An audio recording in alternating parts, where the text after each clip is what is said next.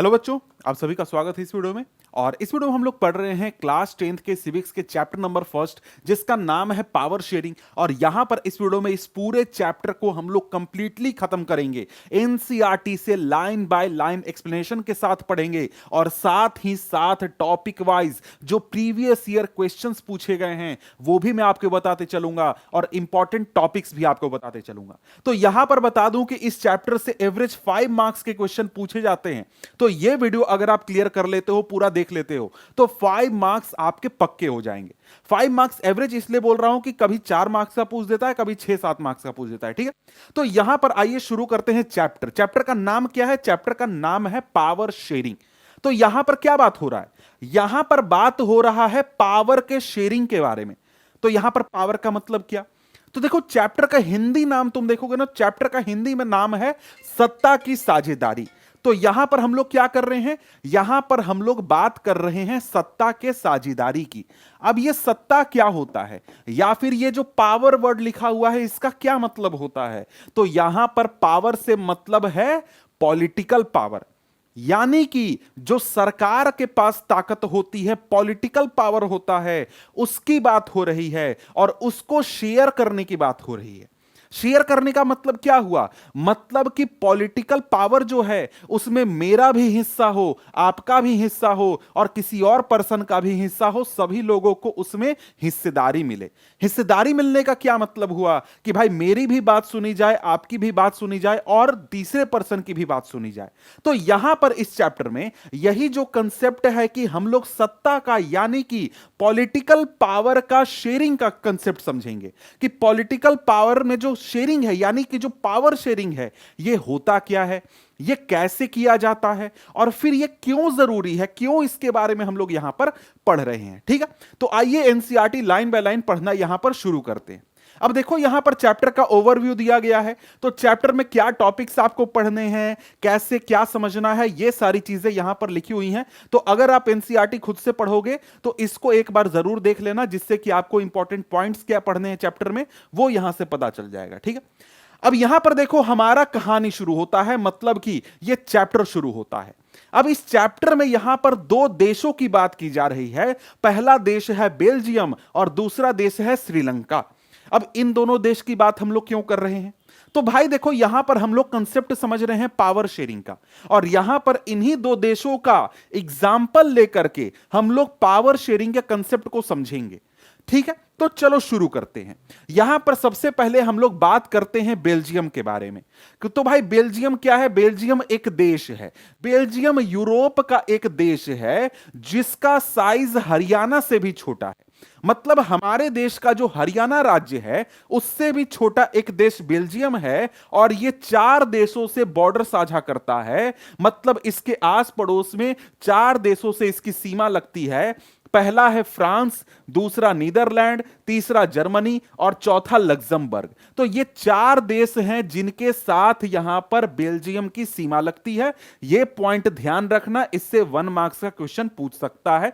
ठीक है, ये पॉइंट ध्यान रखना। ठीक है, अब बेल्जियम देश का पॉपुलेशन देखें तो बेल्जियम देश का पॉपुलेशन है 1 करोड़ से थोड़ा सा ज्यादा, यानी कि हरियाणा के पॉपुलेशन से आधा। ठीक है, और यहां का जो एथनिक कंपोजिशन है वो काफी कॉम्प्लेक्स है। एथनिक कंपोजिशन क्या होता है? तो यहां पर एक तरीके से हम लोग इसको समझ सकते हैं जातीय समूह से, कि भाई किसी देश में अलग अलग जाति के, जाति कहने का मतलब हमारे देश में जो जाति होती है उससे एक समूह मतलब नहीं है। मतलब यहां पर ग्रुप, एथनिक ग्रुप, जैसे फ्रेंच भाषा बोलने वाला का लोगों का एक ग्रुप हो गया, डच भाषा बोलने वाले लोगों का ग्रुप हो गया, जर्मन भाषा बोलने वाले लोगों का ग्रुप हो गया, हिंदी भाषा बोलने वाले लोगों का ग्रुप हो गया। तो इन सबको हम लोग एक एथनिक ग्रुप बोल सकते हैं, जातीय समूह बोल सकते हैं। समझ गए? इसी प्रकार से धर्म के आधार पर भी जातीय समूह हो सकता है। जाति जो हमारे देश में चलती है वो उसका भी एक समूह हो सकता है। मतलब किसी आधार पर एक जो ग्रुप बन जाए उसकी बात यहां पर करते हैं। तो यहां पर हम लोग बेल्जियम की बात करें तो बेल्जियम का जो एथनिक कंपोजिशन है वो थोड़ा सा कॉम्प्लेक्स है। कैसा कॉम्प्लेक्स है भाई, जरा सा देखते हैं। तो यहां पर हम लोग जरा सा क्या कर लेते हैं, बेल्जियम देश का नक्शा देख लेते हैं, फिर चीजें आपको देखनी समझनी थोड़ा सी आसान हो जाएगी। यह देखो है बेल्जियम देश का नक्शा। अब ये बेल्जियम देश का नक्शा है, ये कहां स्थित है भाई? तो ये हमारे यूरोप में स्थित है। ये देखो हमारा भारत यहां पर देख रहे हो, भारत के ये जो हरियाणा राज्य है यहां पर, इस हरियाणा राज्य से भी छोटा है बेल्जियम। और बेल्जियम है कहां, जरा सा ये दिखा दूं तो ये देखो हम लोग पहुंच गए यूरोप में, और यूरोप में यहां पर है ये बेल्जियम देश। बेल्जियम देश की सीमा 4 देशों से लगती है। एक तरफ नीदरलैंड हो गया, इधर आपका जर्मनी हो गया, यहां पर लग्जमबर्ग हो गया, और यहां पर फ्रांस हो गया। 4 देशों से बेल्जियम देश की सीमा लगती है। ठीक है, अब इसके बाद आगे हम लोग शुरू करते हैं अपना जो पढ़ाई जो पढ़ रहे हैं उसको कंटिन्यू करते हैं। यहां पर क्या बता रहा है? यहां पर बता रहा है बेल्जियम का एथनिक कंपोजिशन। तो यहां पर बोलता है कि यहां पर बेल्जियम में जितनी भी आबादी है उसमें से 59% जो लोग हैं वो फ्लेमिश रीजन में रहते हैं और डच भाषा बोलते हैं। ठीक है, अब यहां पर देखो, अगर हम लोग बेल्जियम देश को देखें तो बेल्जियम देश को 3 हिस्सों में हम लोग डिवाइड कर सकते हैं। मतलब बेल्जियम देश के 3 पार्ट हैं। कौन कौन से? सबसे पहला यहां पर ये जो येलो वाला हिस्सा है इसको हम लोग क्या बोलते हैं? फ्लेमिश रीजन बोलते हैं। ठीक है, इसके साथ जो रेड वाला हिस्सा है इसको क्या बोलते हैं? वेलोनिया रीजन या फिर वैलन रीजन बोलते हैं। ठीक है, और इसके साथ देश की राजधानी यहां पर हो गई ब्रसेल्स। तो 3 हिस्सों में यहां पर जो बेल्जियम देश है वो डिवाइडेड है। ठीक है, एक तरफ आपका येलो हिस्सा फ्लेमिश रीजन जहां पर डच भाषा बोलने वाले लोग रहते हैं, फिर यहां पर रेड वाला हिस्सा जहां पर आपके फ्रेंच भाषा बोलने वाले लोग रहते हैं, और ये रीजन का नाम क्या है? रीजन का नाम है वेलोनिया रीजन। ठीक है, इसके साथ साथ यहां पर आपके जो राजधानी हो गई ब्रसेल्स वो एक हिस्सा है। ठीक है, अब इसके साथ साथ तुम इस हिस्से में वेलोनिया रीजन के एक हिस्से में ये मार्किंग देख रहे हो, ये क्या बता रहा है? कि यहां पर जर्मन भाषा बोलने वाले लोग रहते हैं इस हिस्से में। ठीक है, अब यहां पर अगर हम लोग देखें तो आगे क्या बताता है? वही चीज कि भाई देश की 59% जो आबादी है वो फ्लेमिश रीजन में रहती है और डच भाषा बोलती है। इसके बाद जो 40% लोग हैं, 40% लोग हैं, वो वेलोनिया रीजन में रहते हैं और फ्रेंच भाषा बोलते हैं। और बाकी के जो 1% लोग हैं जो कि जर्मन भाषा बोलते हैं। तो इस प्रकार से भाषा के आधार पर और क्षेत्र के आधार पर बेल्जियम बटा हुआ है। ठीक है, तो भाषा के आधार पर 3 समूह हो गए, क्षेत्र के आधार पर भी 3 समूह हो गए। तो यहां पर देख सकते हो ये है एथनिक कंपोजिशन बेल्जियम का। ठीक है, अब यहां पर ये तो पूरे देश की बात हो गई। पूरे देश के बाद एक और हिस्सा, कौन सा हिस्सा? ब्रसेल्स, जो देश की राजधानी है, बेल्जियम की राजधानी है। अब ब्रसेल्स में जो एथनिक कंपोजिशन है ना वो थोड़ा सा डिफरेंट है। क्या डिफरेंट है भाई? ब्रसेल्स की बात करें तो जो कि बेल्जियम की राजधानी है वहां पर 80% पॉपुलेशन फ्रेंच भाषा बोलती है और 20% पॉपुलेशन जो है डच भाषा बोलती है। ठीक है, तो इस प्रकार से पूरे बेल्जियम देश की एथनिक कंपोजिशन है कि भाई पूरे देश में 60% डच भाषा बोल रहे हैं, 60 मतलब 59% डच भाषा बोल रहे हैं, 40% फ्रेंच भाषा बोल रहे हैं, 1% लोग जर्मन भाषा बोल रहे हैं। लेकिन जब हम लोग राजधानी में पहुंचते हैं तो राजधानी में 80% लोग फ्रेंच भाषा बोलते हैं और 20% लोग डच भाषा बोलते हैं। ठीक है, अब यहां पर इसके साथ साथ यह भी जान लो कि बेल्जियम देश में अमीरी गरीबी का भी फर्क था। क्या फर्क था भाई? तो यहां पर बात यह है कि हमने देखा कि फ्रेंच भाषा बोलने वाले लोगों की संख्या कम है। कितनी कम है? 40% है। ठीक है, लेकिन जो फ्रेंच भाषा बोलने वाले लोग थे वो बेल्जियम देश में अपर क्लास थे। मतलब कि वो अमीर थे, उनके पास पावर था, वो पूरे देश को संभालते थे। मतलब होता है ना जैसे कि अमीर लोग, वैसे लोग थे। कौन? फ्रेंच स्पीकिंग लोग। ठीक है, और जो लोग फ्रेंच भाषा बोल सकते थे वही एक प्रकार से अमीर बन सकते थे या फिर पावरफुल पोजीशन होल्ड कर सकते थे। ऐसा सिचुएशन था वहां पर। ठीक है, अब यहां पर इस बात को डच भाषा बोलने वाले लोग, डच स्पीकिंग लोग जो थे वो बिल्कुल पसंद नहीं करते थे। और इसी चीज की वजह से क्योंकि भाई फ्रेंच लोगों के पास क्या है, पैसा है, पावर है, एजुकेशन है, हर सुविधाएं हैं। लेकिन जो डच बोलने वाले लोग हैं वो देश की आम जनता है, गरीब लोग हैं, उनके पास इस प्रकार की कोई सुविधा नहीं है। इसलिए यहां पर क्या होता है, डच लोग इस बात को पसंद नहीं करते हैं। और 1950s 1960s में क्या होता है, यहां पर डच स्पीकिंग और फ्रेंच स्पीकिंग कम्युनिटीज के बीच में एक प्रकार का टेंशन क्रिएट होने लगता है। डच स्पीकिंग लोग बोलते हैं कि भाई हमको भी पैसा चाहिए, हमको भी पावर चाहिए, हमको भी इस पूरे सत्ता में हिस्सेदारी चाहिए, हमको भी पावर में शेयर चाहिए। तो यहां पर क्या होता है, यहां पर एक प्रकार का कंफ्लिक्ट क्रिएट होने लगता है 1950s में, 1960s में। और यहां पर देश की राजधानी ब्रसेल्स में यह सिचुएशन और भी खराब होने लगता है। और यहां पर पूरे देश का सिचुएशन क्या है, कैसे है, क्यों है, यह चीज एक प्रकार से आप समझ गए। अब इसके बाद हम लोग क्या करते हैं, आगे बढ़ते हैं। तो बेल्जियम की कहानी आप समझ गए कि बेल्जियम का सिचुएशन क्या था, ठीक है, समझ लिया आपने। अब इसके बाद यहां पर हम लोग बढ़ते हैं आगे और एक दूसरे देश की बात करते हैं जिसका नाम है श्रीलंका। अब श्रीलंका देश के बारे में तो आप सभी जान रहे होंगे कि हमारा पड़ोसी देश है, हमारे देश के दक्षिण में यानी कि साउथ में स्थित है। तो जरा सा नक्शे में देख लेते हैं कि हमारा जो श्रीलंका है वो कहां पर स्थित है। तो यहां पर अगर मैं लाऊं तो यहां पर हमारा देश भारत आप देख पाओगे, यहां देखो भारत देश है, और भारत देश के तमिलनाडु राज्य के थोड़ा सा साउथ में आप जाओगे तो यहां पर आपको श्रीलंका देश दिख जाएगा, ठीक है। अब श्रीलंका देश की कहानी हम लोग जरा सा देख लेते हैं कि श्रीलंका देश में क्या सिचुएशन था भाई। तो यहां पर अगर हम लोग देखें तो श्रीलंका क्या है, एक आइलैंड नेशन है। आइलैंड नेशन कहने का मतलब कि वो चारों तरफ से समुद्र से घिरा हुआ है, और यहां पर यह तमिलनाडु के कोस्ट से कुछ किलोमीटर की दूरी पर है। यहां पर श्रीलंका की बात करें तो श्रीलंका देश में आबादी कितनी है, करीब 2 करोड़ की आबादी है। जितना आबादी हरियाणा राज्य में है उतनी ही आबादी श्रीलंका में है। अब यहां पर देखो, कहता है कि like other Nations in the south Asia region Sri Lanka has a diverse population. अब देखो south Asia region, south Asia region कहने का क्या मतलब हुआ, मतलब एशिया का साउथ रीजन, यानी कि जो इंडियन सब कॉन्टिनेंट है, इंडिया देश हो गया, बांग्लादेश हो गया, इसके बाद नेपाल हो गया, म्यांमार हो गया, अफगानिस्तान हो गया, पाकिस्तान हो गया, श्रीलंका हो गया, भूटान हो गया, ये सब जो देश हैं इनको हम लोग कहते हैं कि ये सब देश मिलाकर साउथ एशिया रीजन होता है। तो जैसे तुम इंडिया में देखते हो कि इंडिया में बहुत ज्यादा डाइवर्सिटी है, उसी प्रकार से जो ये श्रीलंका देश है यहां पर भी बहुत ज्यादा डाइवर्सिटी है। कैसी डाइवर्सिटी है भाई, तो यहां पर अगर हम मेनली जो सोशल ग्रुप है उनकी बात करें तो सबसे ज्यादा संख्या में सिंहला भाषा बोलने वाले लोग रहते हैं, जिनकी आबादी कितनी है, 74% है, ठीक है। इसके बाद यहां पर बात करें तो श्रीलंका में तमिल भाषा बोलने वाले लोग हैं, जिनकी आबादी कितनी है, 18% है, ठीक है भाई। लेकिन यहां पर जो तमिल भाषा बोलने वाले लोग हैं उनमें भी 2 ग्रुप्स हैं। 2 ग्रुप कौन से, एक वैसे तमिल भाषा बोलने वाले लोग जो कि श्रीलंका के ही मूल निवासी हैं, उनके पिताजी, दादाजी, परदादाजी, उनके परदादाजी सभी लोग कहां रहा करते थे, श्रीलंका में ही रहा करते थे, और इनको क्या कहा गया, श्रीलंकन तमिल कहा गया, ठीक है। तो यह नक्शा है, नक्शा यहां पे है नीचे, हम अभी तुरंत आपको दिखा देंगे। क्या कहा गया, श्रीलंकन तमिल कहा गया, और इनकी आबादी कितनी है, 13% है।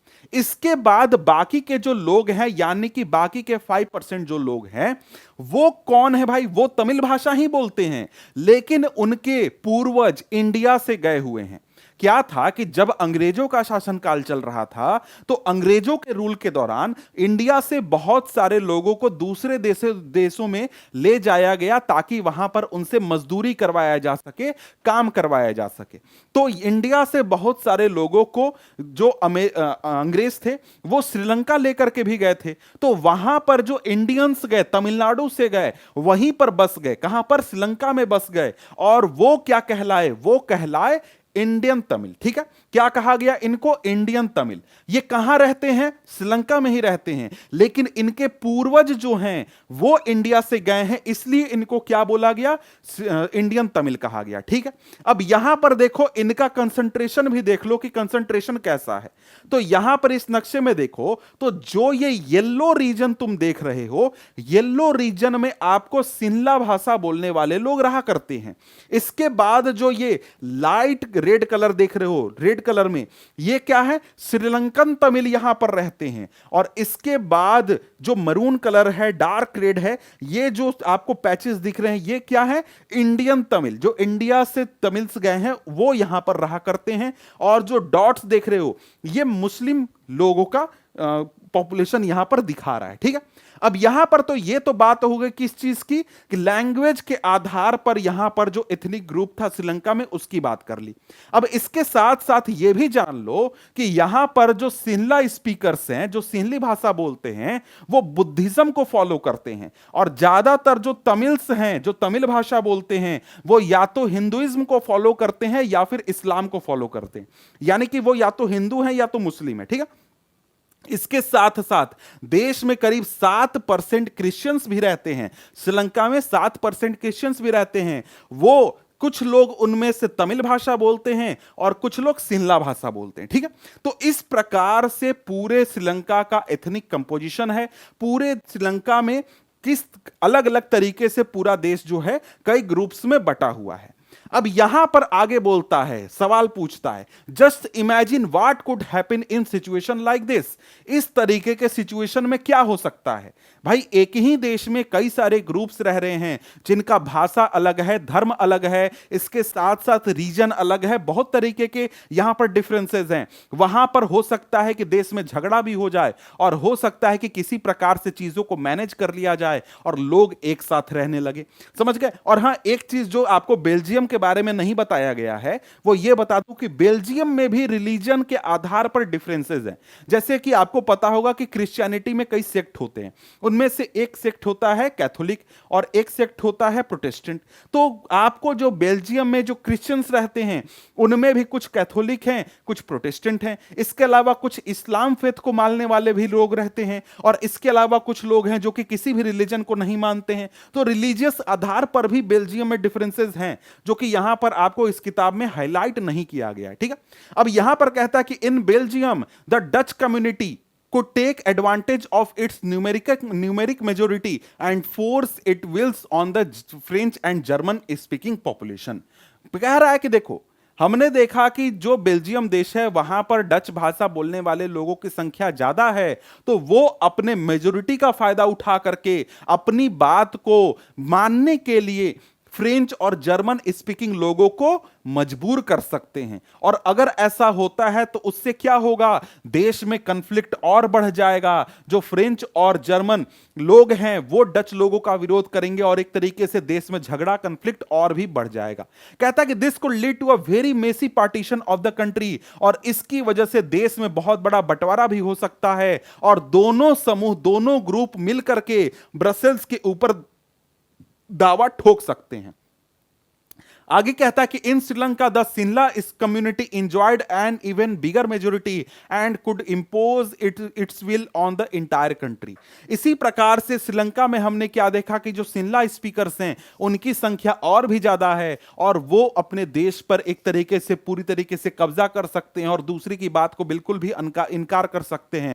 तो यहां पर यह खतरा दोनों देशों में है और हमें अब यही देखना है कि यहां पर इन दोनों देशों में जो इतने सारे बंटवारे हैं या फिर इतने सारे एथनिक ग्रुप्स हैं, ये अपने देश के इस डिवीजन को या फिर डाइवर्सिटी को कैसे मैनेज करते हैं, यही चीज यहां पर हम लोग देखेंगे। सबसे पहले हम लोग बात किसकी करेंगे? सबसे पहले हम लोग बात करेंगे श्रीलंका की, और टॉपिक क्या है यहां पर? मेजोरिटेरियनिज्म इन श्रीलंका। यह चीज सबसे पहले हम लोग देखेंगे। तो यहां पर आगे श्रीलंका के बारे में कहता है कि Sri Lanka emerged as an independent country in 1948। देखो, जिस प्रकार से हमारे देश के ऊपर ब्रिटिशर्स का रूल था, उसी प्रकार से श्रीलंका के ऊपर भी ब्रिटिशर्स का ही रूल था। और हमारे देश को आजाद किया गया था 1947 में, और उसके एक साल बाद जाकर के श्रीलंका को आजादी मिली। ठीक है, अब यहां पर क्या होता है कि हमारे देश में क्या हुआ, हमारे देश में भी जब देश को आजादी मिली तो हमारे देश में हमारा कॉन्स्टिट्यूशन बनने लगा, हमारे देश का पॉलिटिकल सिस्टम कैसा होगा इसकी तैयारी होने लगी, और यही काम श्रीलंका में भी होने लगा। लेकिन श्रीलंका में क्या हुआ कि श्रीलंका में जो सिंहला कम्युनिटी के जो लीडर्स थे उन्होंने ये चीज सोचा कि भाई हमारे देश में सिंहला स्पीकर्स की संख्या ज्यादा है, कितनी ज्यादा है, 74% है, वो तो हम लोग देख चुके हैं। तो यहां पर इन्होंने सोचा कि जब हमारे देश में सिंहला स्पीकर्स की संख्या ज्यादा है तो हमारा देश भी हमारे हिसाब से ही चलेगा और हमारा डोमिनेंस होगा पूरे श्रीलंका के ऊपर। मतलब डोमिनेंस कैसे डोमिनेंस होगा, तो भाई श्रीलंका देश की जो सरकार होगी वहां पर सिंहली भाषा को यूज किया जाएगा, उसके साथ साथ सरकारी नौकरी सिर्फ और सिर्फ सिंहली भाषा बोलने वाले लोगों को मिलेगा, कॉलेजेस में स्कूल्स में सिंहली भाषा पढ़ाई जाएगी। इस प्रकार की बातों की ये लोग तैयारी करने लगे। अब यहां पर क्या होता है, यहां पर जब इसके बाद इलेक्शंस होते हैं, उसके बाद जो सरकार बनती है, तो हमने पहले ही देखा कि भाई सिंहली भाषा बोलने वाले लोगों की संख्या ज्यादा है, तो वैसे लोग जीत करके चुनाव लड़के जीत करके आ जाते हैं जो कि सिंहली भाषा को डोमिनेंट बनाना चाहते थे कि भाई जो लोग सिंहली भाषा बोलते हैं उन्हीं का बात माना जाए, उन्हीं की सरकार चले, उन्हीं के लिए सरकार चले। इसलिए यहां पर ये लोग जब चुनाव जीत करके आते हैं तो बहुत सारे मेजोरिटेरियन मेजर्स लेने लगते हैं। अब ये मेजोरिटेरियन क्या होता है भाई, वही चीजें जो मैंने अभी आपको समझाई।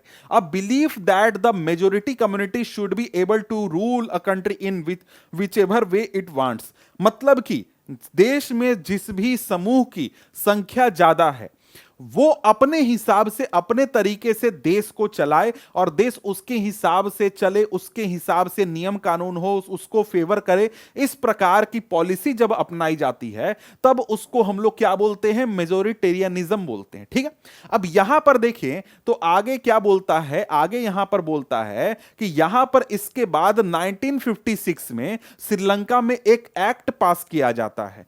अब इस एक्ट में यह लाया जाता है बात कि सिंहला होगा सिर्फ और सिर्फ एक ऑफिशियल लैंग्वेज। मतलब कि श्रीलंका देश की एकमात्र नेशनल लैंग्वेज, ऑफिशियल लैंग्वेज होगी, वो कौन सी भाषा होगी, सिंहला भाषा होगी। मतलब कि तमिल भाषा को बिल्कुल भी वैल्यू नहीं दिया जाएगा। जो तमिल भाषा बोलने वाले लोग हैं उसको सरकार किसी भी तरीके से फेवर नहीं करेगी, उनका ध्यान बिल्कुल भी नहीं रखेगी। इस प्रकार की पॉलिसी यहां पर अपनाई जाती है। तो यही चीज कहता है कि the government followed preferential policies that favoured Sinhala applicants for university position and government jobs. जब देश में सरकारी नौकरी करने की बात आई तब वहां पर भी सिंहला स्पीकर्स को प्रेफरेंस दिया जाने लगा। यूनिवर्सिटी में एडमिशन में भी सिंहला स्पीकर्स को प्रेफरेंस दिया जाने लगा। जो सरकारी नौकरियां मिल रही थी वहां पर जो तमिल्स थे उनको बहुत मुश्किल था नौकरी लेना, और बहुत जगहों पर तो चांस भी नहीं था नौकरी लेना। तो इस तरीके से एक नया सिचुएशन आ जाता है जहां पर जो देश है उसमें एक कम्युनिटी को सिर्फ प्रेफरेंस मिल रहा है और बाकी के जो कम्युनिटीज हैं उनको एक प्रकार से डिसरिगार्ड किया जा रहा है। कहता है कि a new constitution stipulated that the state shall protect and foster Buddhism. अब जो नया कॉन्स्टिट्यूशन बना जिसमें कि यह पूरा प्रावधान लाया गया था सिंहला भाषा को लेकर के, उस कॉन्स्टिट्यूशन में यह भी बात लिखा हुआ था कि जो श्रीलंका की सरकार होगी वो बुद्धिज्म की सुरक्षा करेगी और बुद्धिज्म रिलीजन को एक तरीके से प्रोमोट करेगी। क्यों भाई? क्योंकि हमने पहले ही देखा कि जो सिंहला स्पीकर्स थे उनमें से ज्यादातर लोग क्या करते थे, बुद्धिज्म को फॉलो करते थे। समझ गए? तो यहां पर इस प्रकार का प्रावधान श्रीलंका में ला दिया जाता है, इस प्रकार का रूल्स एंड रेगुलेशन श्रीलंका में बना दिया जाता है। अब यहां पर जब श्रीलंका की सरकार इस प्रकार के नियम कानून बनाने लगती है, प्रेफरेंस देने लगती है सिंहला स्पीकर्स को, तो जो दूसरे कम्युनिटी हैं यानी कि जो तमिल भाषा बोलने वाले लोग हैं वो इस बात को बिल्कुल भी पसंद नहीं करते हैं और उनके मन में एलियनेशन का फीलिंग आने लगता है। मतलब कि उनको यह फील होने लगता है कि ये जो सरकार है, ये जो पूरी संसद बैठी हुई है, नेता लोग बैठे हुए हैं, ये सब हमको वैल्यू नहीं दे रहे हैं, हमारी बात नहीं सुन रहे हैं, हमारी बात नहीं मान रहे, समझ गए। अब यहां पर यही चीज कहता है कि they felt that none of the major political parties led by the Buddhist Sinhala leaders were sensitive to their issue. मतलब कि उनको ये समझ में आ जाता है, उनको ये फील होने लगता है कि जो ये पॉलिटिकल पार्टीज हैं श्रीलंका में, जो कि सिंहला लोगों के द्वारा बनाए गए हैं, बुद्धिस्ट लोगों के द्वारा बनाए गए हैं, वो हमारी बात को बिल्कुल भी नहीं सुनेंगे। हमारे इशू को लेकर के उनको कोई फर्क नहीं पड़ता है कि भाई हमारे लैंग्वेज को सरकार में जगह मिले, या फिर हमारे जो कल्चर है, हमारा जो धर्म है, उसको भी एक तरीके से प्रेफरेंस दिया जाए या फिर इक्वल ट्रीटमेंट दिया जाए। इस बात से परेशान होकर के वो लोग क्या करने लगते हैं, अब सोचते हैं कि अब इसके ऊपर क्या किया जाए। उसके बाद वो खुद के अपने पॉलिटिकल पार्टीज वगैरह बनाने लगते हैं या सरकार के खिलाफ विरोध वगैरह करना धीरे धीरे शुरू करते हैं। कहता है यही चीज, दे felt that the constitution and the government policies denied them equal political rights, discriminated against them in getting jobs and other opportunities and ignored their interest. यही चीज उनको समझ में आता है कि भाई यहां पर जो कॉन्स्टिट्यूशन बना है, जो सरकार बनी है, वो उनको इक्वल ट्रीटमेंट नहीं दे रही है, उनके खिलाफ डिस्क्रिमिनेशन कर रही है, और साथ ही साथ किसी भी प्रकार का इक्वल अपॉर्चुनिटी नहीं मिल रहा है। और इसके कारण वो क्या करते हैं, इसके कारण वहां पर जो सिंहला भाषा बोलने वाले लोग हैं और तमिल भाषा बोलने वाले लोग हैं, उनके बीच का जो रिलेशन है वो धीरे धीरे खराब होने लगता है। उसके बाद जब श्रीलंकन तमिल्स को, या फिर जो इंडियन तमिल्स थे, जो तमिल भाषा बोलने वाले लोग थे, उनको जब ये लगता है कि भाई ये जो पॉलिटिकल पार्टीज हैं जो सिंहला लीडर्स द्वारा चलाए जा रहे हैं, या फिर जो बुद्धिस्ट लीडर द्वारा चलाए जा रहे हैं, ये हमारे लैंग्वेज, हमारे रिलीजन, हमारे कल्चर के कभी आवाज नहीं उठाएंगे या फिर हमारे मुद्दे को रेज नहीं करेंगे, हमारी बात नहीं सुनेंगे, तो ये अपने खुद के पॉलिटिकल पार्टीज लॉन्च करने लगते हैं, खुद के स्ट्रगल लॉन्च करने लगते हैं, ताकि तमिल को एक ऑफिशियल लैंग्वेज के रूप में स्वीकार कर लिया जाए श्रीलंका में, और साथ ही साथ उनको रीजनल ऑटोनॉमी मिले और इक्वालिटी ऑफ अपॉर्चुनिटी मिले एजुकेशन और जॉब में। कि क्या क्या डिमांड्स थे जो तमिल्स थे, उनके श्रीलंकन तमिल्स के क्या डिमांड थे? सबसे पहला डिमांड था कि भाई तमिल को ऑफिशियल लैंग्वेज का दर्जा दिया जाए, उसके बाद रीजनल ऑटोनॉमी मिले, और इसके बाद इक्वालिटी ऑफ अपॉर्चुनिटी हो एजुकेशन और जॉब में। ये तीन मेन डिमांड्स थे, ठीक है। अब यहां पर देखिए, यहां पर सबसे पहला क्या हुआ, तमिल को ऑफिशियल लैंग्वेज मानना, ये तो आप समझ गए। इसके बाद रीजनल ऑटोनॉमी दूसरी बात बोलता है, इसका क्या मतलब हुआ? अब देखो, हमारे देश में आप एक सिस्टम देखते हो कि हमारे देश में कई सारी सरकारें चलती हैं। हमारे देश में एक सेंट्रल गवर्नमेंट होती है जो कि पूरे देश का मुद्दा उठाती है, पूरे देश के जो इश्यूज हैं उसको हैंडल करती है। इसके साथ साथ हमारे देश में कई सारे स्टेट गवर्नमेंट होते हैं जो कि अपने लोकल लेवल के मुद्दे को, अपने लोकल लेवल के इश्यूज को हैंडल करते हैं। तो इसी प्रकार का कुछ सेटअप या इसी प्रकार का सिस्टम यहां पर श्रीलंकन तमिल्स अपने देश में मांग रहे थे कि भाई देखो, देश में हम लोग जो हैं, यानी कि जो तमिल्स हैं, वो कुछ खास हिस्से में रहते हैं, ये हिस्सा हो गया, फिर ये हिस्सा हो गया, यहां पर रहते हैं। तो ये जो रीजन्स हैं, यहां पर हमको रीजनल ऑटोनॉमी दे दिया जाए। जिस प्रकार से भारत में राज्य होते हैं या किसी और देश में छोटे छोटे राज्य होते हैं, वैसा ही एक हमको राज्य बना दिया जाए, जिससे कि हम अपने जो लोकल इश्यूज हैं, लैंग्वेज कल्चर के इश्यूज हैं, उसको यहां पर हम लोग खुद से मैनेज करें। तो ये चीज यहां पर ये लोग डिमांड करने लगते हैं, और इसके साथ साथ क्या डिमांड करते हैं कि इक्वालिटी ऑफ अपॉर्चुनिटी मिले। मतलब कि कहीं अगर जॉब है, कहीं कॉलेज है, तो वहां पर जो तमिल स्पीकर्स हैं उनको भी आसानी से एडमिशन मिले या फिर उनको भी जॉब के लिए सिलेक्ट कर लिया जाए। कहता है कि but their demand for more autonomy to provinces populated by the Tamils were repeatedly denied. जो इनका ये डिमांड था ऑटोनॉमी का, या फिर जो ये तमिल को इक्वालिटी का दर्जा का डिमांड था, इसको बार बार वहां पर नकार दिया जाता है। जो सिंहला लीडर्स होते हैं उसको बिल्कुल भी एकदम स्वीकार नहीं करते हैं।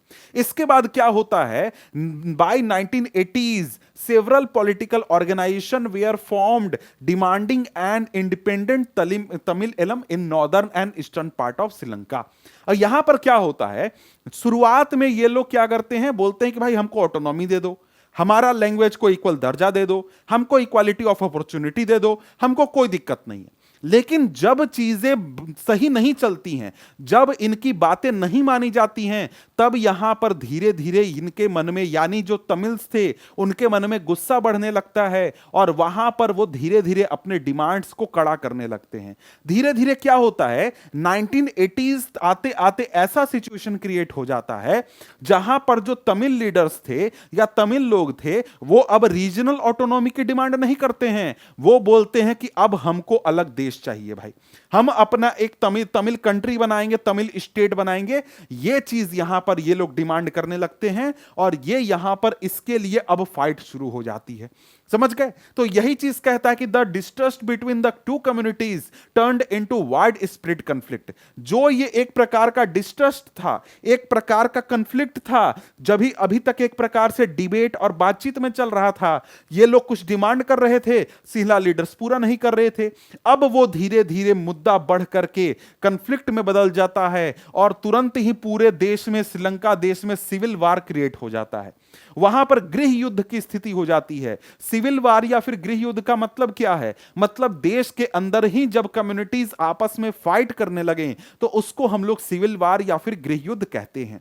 और जब श्रीलंका देश में सिविल वार होता है तो उसकी वजह से हजारों लोग की संख्या में जो लोग होते हैं उनकी मृत्यु होती है। चाहे वो तमिल हो या सिंहली हो, कोई भी मर सकता है। दोनों कम्युनिटीज के हजारों की संख्या में लोग मरते हैं। और इसके साथ बहुत सारे ऐसे फैमिलीज थे जिनको कि अपना देश छोड़ना पड़ता है और देश छोड़ करके इंडिया में आना पड़ता है शरण लेने के लिए, या फिर अपने देश में ही अपने घर को छोड़ करके किसी और जगह पर जाकर के वो बस जाते हैं। और इसके साथ साथ लाखों की संख्या में जो लोग थे उनकी रोजी रोटी छिन जाती है, उनकी प्रॉपर्टीज बर्बाद हो जाते हैं, उनकी जिंदगी तबाह हो जाती है, बहुत तरीके से लोगों को नुकसान उठाने पड़ते हैं। यही चीज आगे कहता है कि the civil war has caused a terrible setbacks to the social, cultural and economic life of the country. It ended in 2009. 2009 में जाकर के एक प्रकार से समझौता होता है और वहां पर सिविल वार का अंत होता है। समझ गए? तो यहां पर आपने देखा कि जो श्रीलंका देश है, श्रीलंका देश में कई सारी कम्युनिटीज थी, कई प्रकार की डाइवर्सिटी थी, और डाइवर्सिटी में जब पावर शेयरिंग नहीं किया गया तो उसका क्या नुकसान हो गया। देश में गृह युद्ध हो गया, हजारों लोग मर गए, लाखों लोग बेघर हो गए और लाखों लोगों की जो रोजी रोटी थी वो भी खत्म हो गई। ठीक है, अब यहां पर श्रीलंका की कहानी हमने समझ ली। अब इसके बाद हम लोग बात कर लेते हैं बेल्जियम की। अब बेल्जियम की कहानी श्रीलंका से थोड़ी अलग है। बेल्जियम में भी भाई एथनिक कंपोजिशन था, मतलब एथनिक डिफरेंस था, वो तो हमने देख लिया। यहां पर भी कई कम्युनिटीज के लोग रहते थे, ये हम लोग समझ चुके। लेकिन जो बेल्जियम के लीडर्स थे वो थोड़ा एक तरीके से अच्छे थे या फिर उनका दूरदृष्टि था। तो यहां पर क्या होता है कि जो बेल्जियम के लीडर्स होते हैं वो दूसरा रास्ता अपनाते हैं, अलग रास्ता अपनाते हैं। वो क्या करते हैं, बोलते हैं कि भाई देखो ठीक है, हमारे देश में क्या है, सोशल डाइवर्सिटी है, ठीक है, कोई दिक्कत नहीं है और हम इसको स्वीकार करते हैं। तो इसके बाद वहां पर क्या किया जाता है कि जब देश के लिए कानून बनाने की बात आती है, देश के कॉन्स्टिट्यूशन बनाने की बात आती है, तो वहां पर ऐसा कॉन्स्टिट्यूशन बनाया जाता है जिसमें सभी लोगों को बराबरी का हक मिले, इक्वालिटी हो। ठीक है, और यहां तक ही नहीं, जब कॉन्स्टिट्यूशन बनाने के बाद कभी ऐसा सिचुएशन आता है कि भाई किसी भी कम्युनिटी को ऐसा फील हो रहा हो या फिर ऐसा लग रहा हो कि भाई इक्वालिटी में गड़बड़ है या फिर कुछ एक तरीके से किसी के साथ भेदभाव हो रहा है, तो वहां पर कॉन्स्टिट्यूशन में सुधार भी किया जाता है। तो यहां पर यही चीज कहता है कि between 1970 and 1993 they amended their constitution 4 times so as to work out an arrangement that would enable everyone to live together within the same country। मतलब कि 1970 से 1993 के बीच में 4 बार कॉन्स्टिट्यूशन में सुधार किए जाते हैं, चेंजेस किए जाते हैं, ताकि देश में रहने वाले किसी भी कम्युनिटी को यह फील ना हो कि उनके साथ भेदभाव हो रहा है। सभी कम्युनिटी एक साथ एक ही देश में खुशी खुशी रह सकें, इसलिए जाकर के बेल्जियम के कॉन्स्टिट्यूशन में 4 बार चेंजेस किए जाते हैं। आगे यहां पर कहता है The arrangement they worked out is different from any other country and is very innovative. Here are some of the elements of the Belgian model. ठीक है, अब यहां पर क्या क्या चीजें की गई, क्या क्या सिस्टम, कैसे बेल्जियम का सिस्टम चलता है, कैसे इक्वालिटी इंश्योर की गई है, यह चीज हम लोग समझते हैं। तो यहां पर क्या क्या चीजें हैं वहां के सिस्टम में, ये देख रहे हैं। तो सबसे पहला पॉइंट यहां पर क्या है, कहता है कि constitution prescribes that the number of Dutch and French speaking ministers shall be equal in the central government. बोलता है कि भाई देखो, कॉन्स्टिट्यूशन में यह बात लिखी हुई है कि जो देश की सरकार होगी सेंट्रल गवर्नमेंट होगी। जैसे हमारे देश में सेंट्रल गवर्नमेंट होती है, वैसे पूरे बेल्जियम देश के लिए भी एक सेंट्रल गवर्नमेंट है। और यह तय किया गया, कॉन्स्टिट्यूशन में यह बात लिख दिया गया कि बेल्जियम का जो गवर्नमेंट होगा उसमें जो डच स्पीकिंग मिनिस्टर्स की संख्या होगी और फ्रेंच स्पीकिंग मिनिस्टर्स की संख्या होगी वो बराबर होंगी। मतलब जितने डच मिनिस्टर उतने फ्रेंच भाषा बोलने वाले मिनिस्टर। ठीक है, इसके साथ साथ यह सिस्टम बनाया गया कि some special laws require the support of majority of members from each linguistic group. मतलब कि कई सारे ऐसे स्पेशल कानून थे कि अगर उन स्पेशल कानून को बनाना है या फिर पास करना है तो उसके लिए जो अलग अलग आपको लिंग्विस्टिक ग्रुप हैं, यानी कि फ्रेंच लोगों का ग्रुप हो गया, डच लोगों का ग्रुप हो गया, जर्मन लोगों का ग्रुप हो गया, सभी ग्रुप में मेजोरिटी प्राप्त करना होगा। मतलब कि फ्रेंच लोगों से पूछा गया क्या आप इस कानून को स्वीकार करते हैं, अगर मेजोरिटी ऑफ फ्रेंच स्पीकर बोल दिए हां ओके, फिर डच लोगों से पूछा जाएगा, वो बोलेंगे कि हाँ भैया हमको कोई दिक्कत नहीं है, पास कर दो मेजोरिटी। फिर जर्मन से पूछा जाएगा, सब लोग जब ओके बोलेंगे तब जाकर के ये स्पेशल कानून वगैरह पास किए जाएंगे। ये क्यों किया गया, ये इसलिए किया गया ताकि कोई एक कम्युनिटी अपनी बात को दूसरे कम्युनिटी के ऊपर फोर्स ना कर सके। ऐसा ना हो कि दूसरी कम्युनिटी को यह फील हो कि यार हम तो इसको चाहते ही नहीं थे, ये कानून नहीं बनाना चाहते थे, ये लोग जबरदस्ती ये कानून बना रहे हैं। तो यहां पर यह चीज ना हो इसके लिए यह सिस्टम लाया गया। इसके साथ साथ यहां पर जो बेल्जियम है वहां पर फेडरलिज्म का कंसेप्ट लाया गया। अब फेडरलिज्म क्या होता है आप लोग नेक्स्ट चैप्टर जो है उसमें पढ़ोगे, समझोगे। शॉर्ट में यहां पर बता दूं कि बेल्जियम में यह सिस्टम बनाया गया कि बेल्जियम में एक सेंट्रल गवर्नमेंट होगी जो कि पूरे देश के व्यवस्था को, पूरे देश के सिस्टम को देखेगी। मतलब जैसे दूसरे देश के साथ क्या रिलेशन रखना है, पूरे देश का जो डिफेंस होगा, इंफ्रास्ट्रक्चर होगा या फिर पुलिस व्यवस्था होगा, इस तरीके की चीजों को यहां पर सेंट्रल गवर्नमेंट मैनेज करेगी।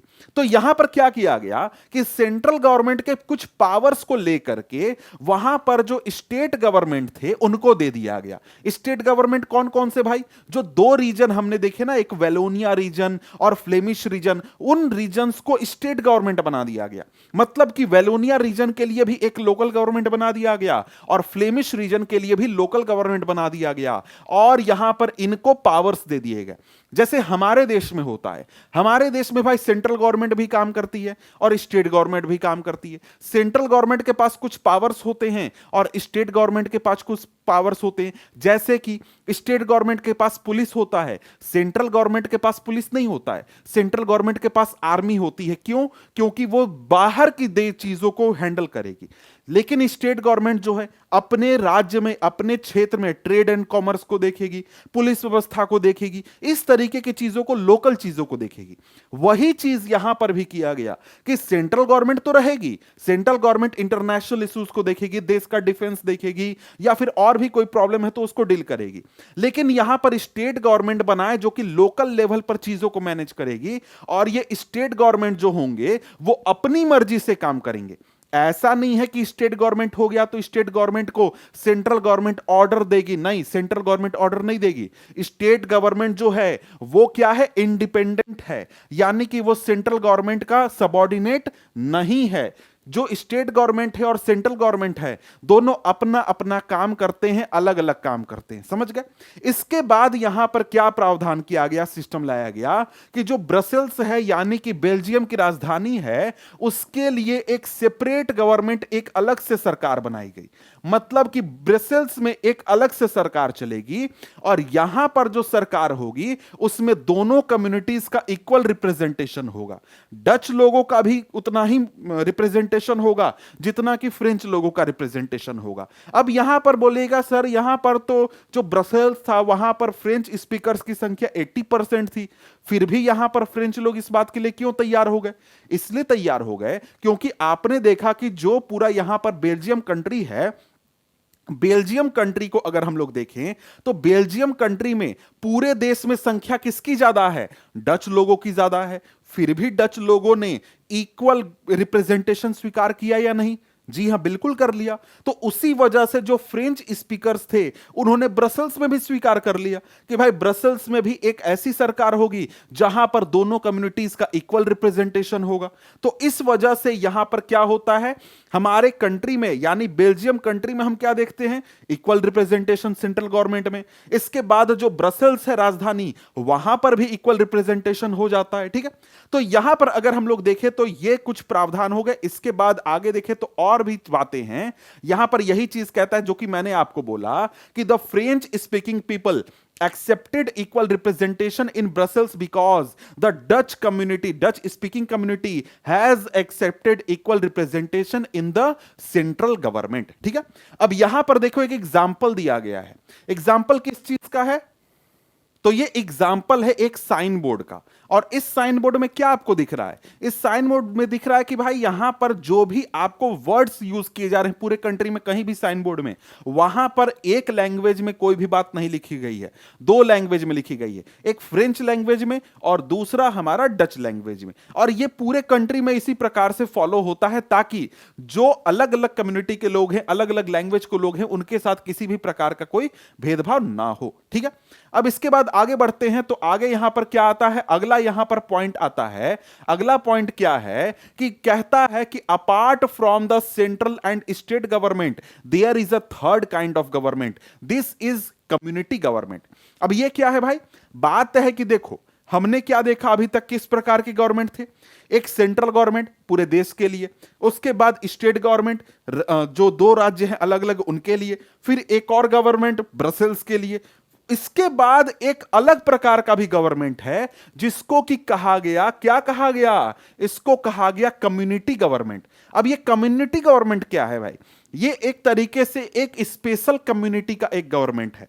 मतलब फ्रेंच लोग जो हैं अपने कम्युनिटी का एक गवर्नमेंट चुनेंगे जिसको कहा जाएगा कम्युनिटी गवर्नमेंट। किसके लिए?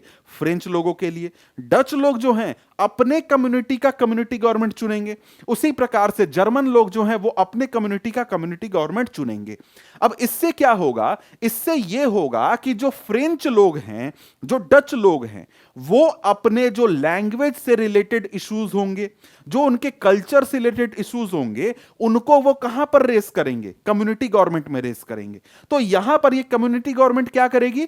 जिस कम्युनिटी का ये गवर्नमेंट है वो क्या करेगी? वो अपने कम्युनिटी के कल्चर, लैंग्वेज, हेरिटेज, इन चीजों को हैंडल करेगी, इससे रिलेटेड प्रॉब्लम्स को ये डील करेगी। समझ गए? यही चीज कहता है community government is elected by people belonging to one language community, Dutch, French and German speaking, no matter where they live. पूरे देश में वो जहां भी रहते हो वो अपना एक कम्युनिटी गवर्नमेंट के लिए वोट करेंगे, उसका इलेक्शन वो करेंगे। ठीक है, कहता है कि this government has the power regarding cultural, educational and language related issues. इस गवर्नमेंट के पास क्या पावर है? कल्चर, एजुकेशनल और लैंग्वेज रिलेटेड इश्यूज का पावर है। ठीक है, आगे कहता है कि you might find the Belgian model very complicated. It Indeed is very complicated even for people living in Belgium. ये जो सिस्टम है ये बहुत ही कॉम्प्लिकेटेड सिस्टम है, और ये तो आपके लिए नया है, लेकिन जो बेल्जियम में रहते हैं उनके लिए भी बहुत कॉम्प्लिकेटेड सिस्टम है। उनको भी कई बार इन चीजों से बहुत प्रॉब्लम होती है समझने में। लेकिन यहां पर मुख्य मुद्दा क्या है? मेन पॉइंट क्या है? मेन पॉइंट यहां पर यह है कि ये जो अरेंजमेंट किया गया है ना, ये अरेंजमेंट अच्छे से काम कर रहा है।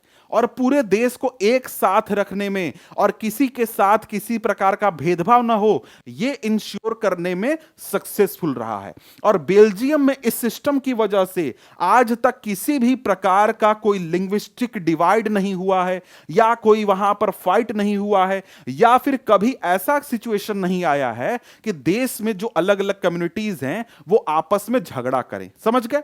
तो यहां पर क्या है कि कई बार आगे चल करके यहां पर जब यूरोप में या फिर दुनिया में एक आइडियल देखा जाता है कि भाई दो कम्युनिटीज या कई सारी कम्युनिटीज को एक साथ कैसे रखा जाए, तो बेल्जियम उसमें बहुत अच्छा एग्जाम्पल निकलकर सामने आता है। यहां पर देखो, हम भी अपने देश में इस चीज को समझने के लिए बेल्जियम का उदाहरण ले रहे हैं क्योंकि वो एक तरीके से सक्सेसफुल है। ठीक है, अब यहां पर देखें तो यहां पर क्या है, आगे कहता है कि Europe came together to form the European Union, Brussels was chosen as its headquarters. अब यह भी ध्यान रखना, ये भी कभी कभी एक मार्क्स में ये क्वेश्चन के रूप में पूछ देता है कि यूरोपियन यूनियन का हेडक्वार्टर कहां पर है, इस प्रकार से, तो ये पॉइंट भी ध्यान रखना। ठीक है, अब यहां पर आगे बढ़ें। आगे यहां पर क्या कहता है, आगे अब यहां पर दोनों कंट्रीज को कंपेयर कर रहा है। कह रहा है कि what do we learn from these two stories of Belgium and Sri Lanka. Belgium और श्रीलंका की हमने कहानी पढ़ी, दोनों कहानियों से हमको क्या समझ में आता है? कहता है कि दोनों कंट्रीज डेमोक्रेसीज हैं, दोनों देश में डेमोक्रेसी फॉलो होती है, लेकिन पावर शेयरिंग के इश्यूज को दोनों कंट्रीज ने अलग अलग हैंडल किया। श्रीलंका के लीडर्स ने पावर शेयर करना नहीं चाहा, वो पावर शेयरिंग के लिए तैयार नहीं हुए, लेकिन वहीं जो बेल्जियम के लीडर्स थे वो पावर शेयरिंग के लिए बिल्कुल तैयार थे और उससे उनको कोई भी प्रॉब्लम नहीं था। इसकी वजह से क्या होता है, इसकी वजह से हम देखते हैं कि श्रीलंका में हमको एक प्रकार का सिविल वार का सिचुएशन देखने को मिल जाता है, लेकिन बेल्जियम में इस प्रकार का कोई भी हमको सिचुएशन नहीं दिखता है। ठीक है, इसके बाद यहां पर हम लोग क्या करते हैं, अभी तक जो हमने चीजें पढ़ी उससे रिलेटेड जो क्वेश्चंस बन रहे हैं जो कि प्रीवियस ईयर में पूछे गए हैं, इनको जरा सा हम लोग देख लेते हैं। तो इधर की तो बात हो चुकी है, यहां पर मेजोरिटेरियनिज्म इन श्रीलंका से शुरू करते हैं।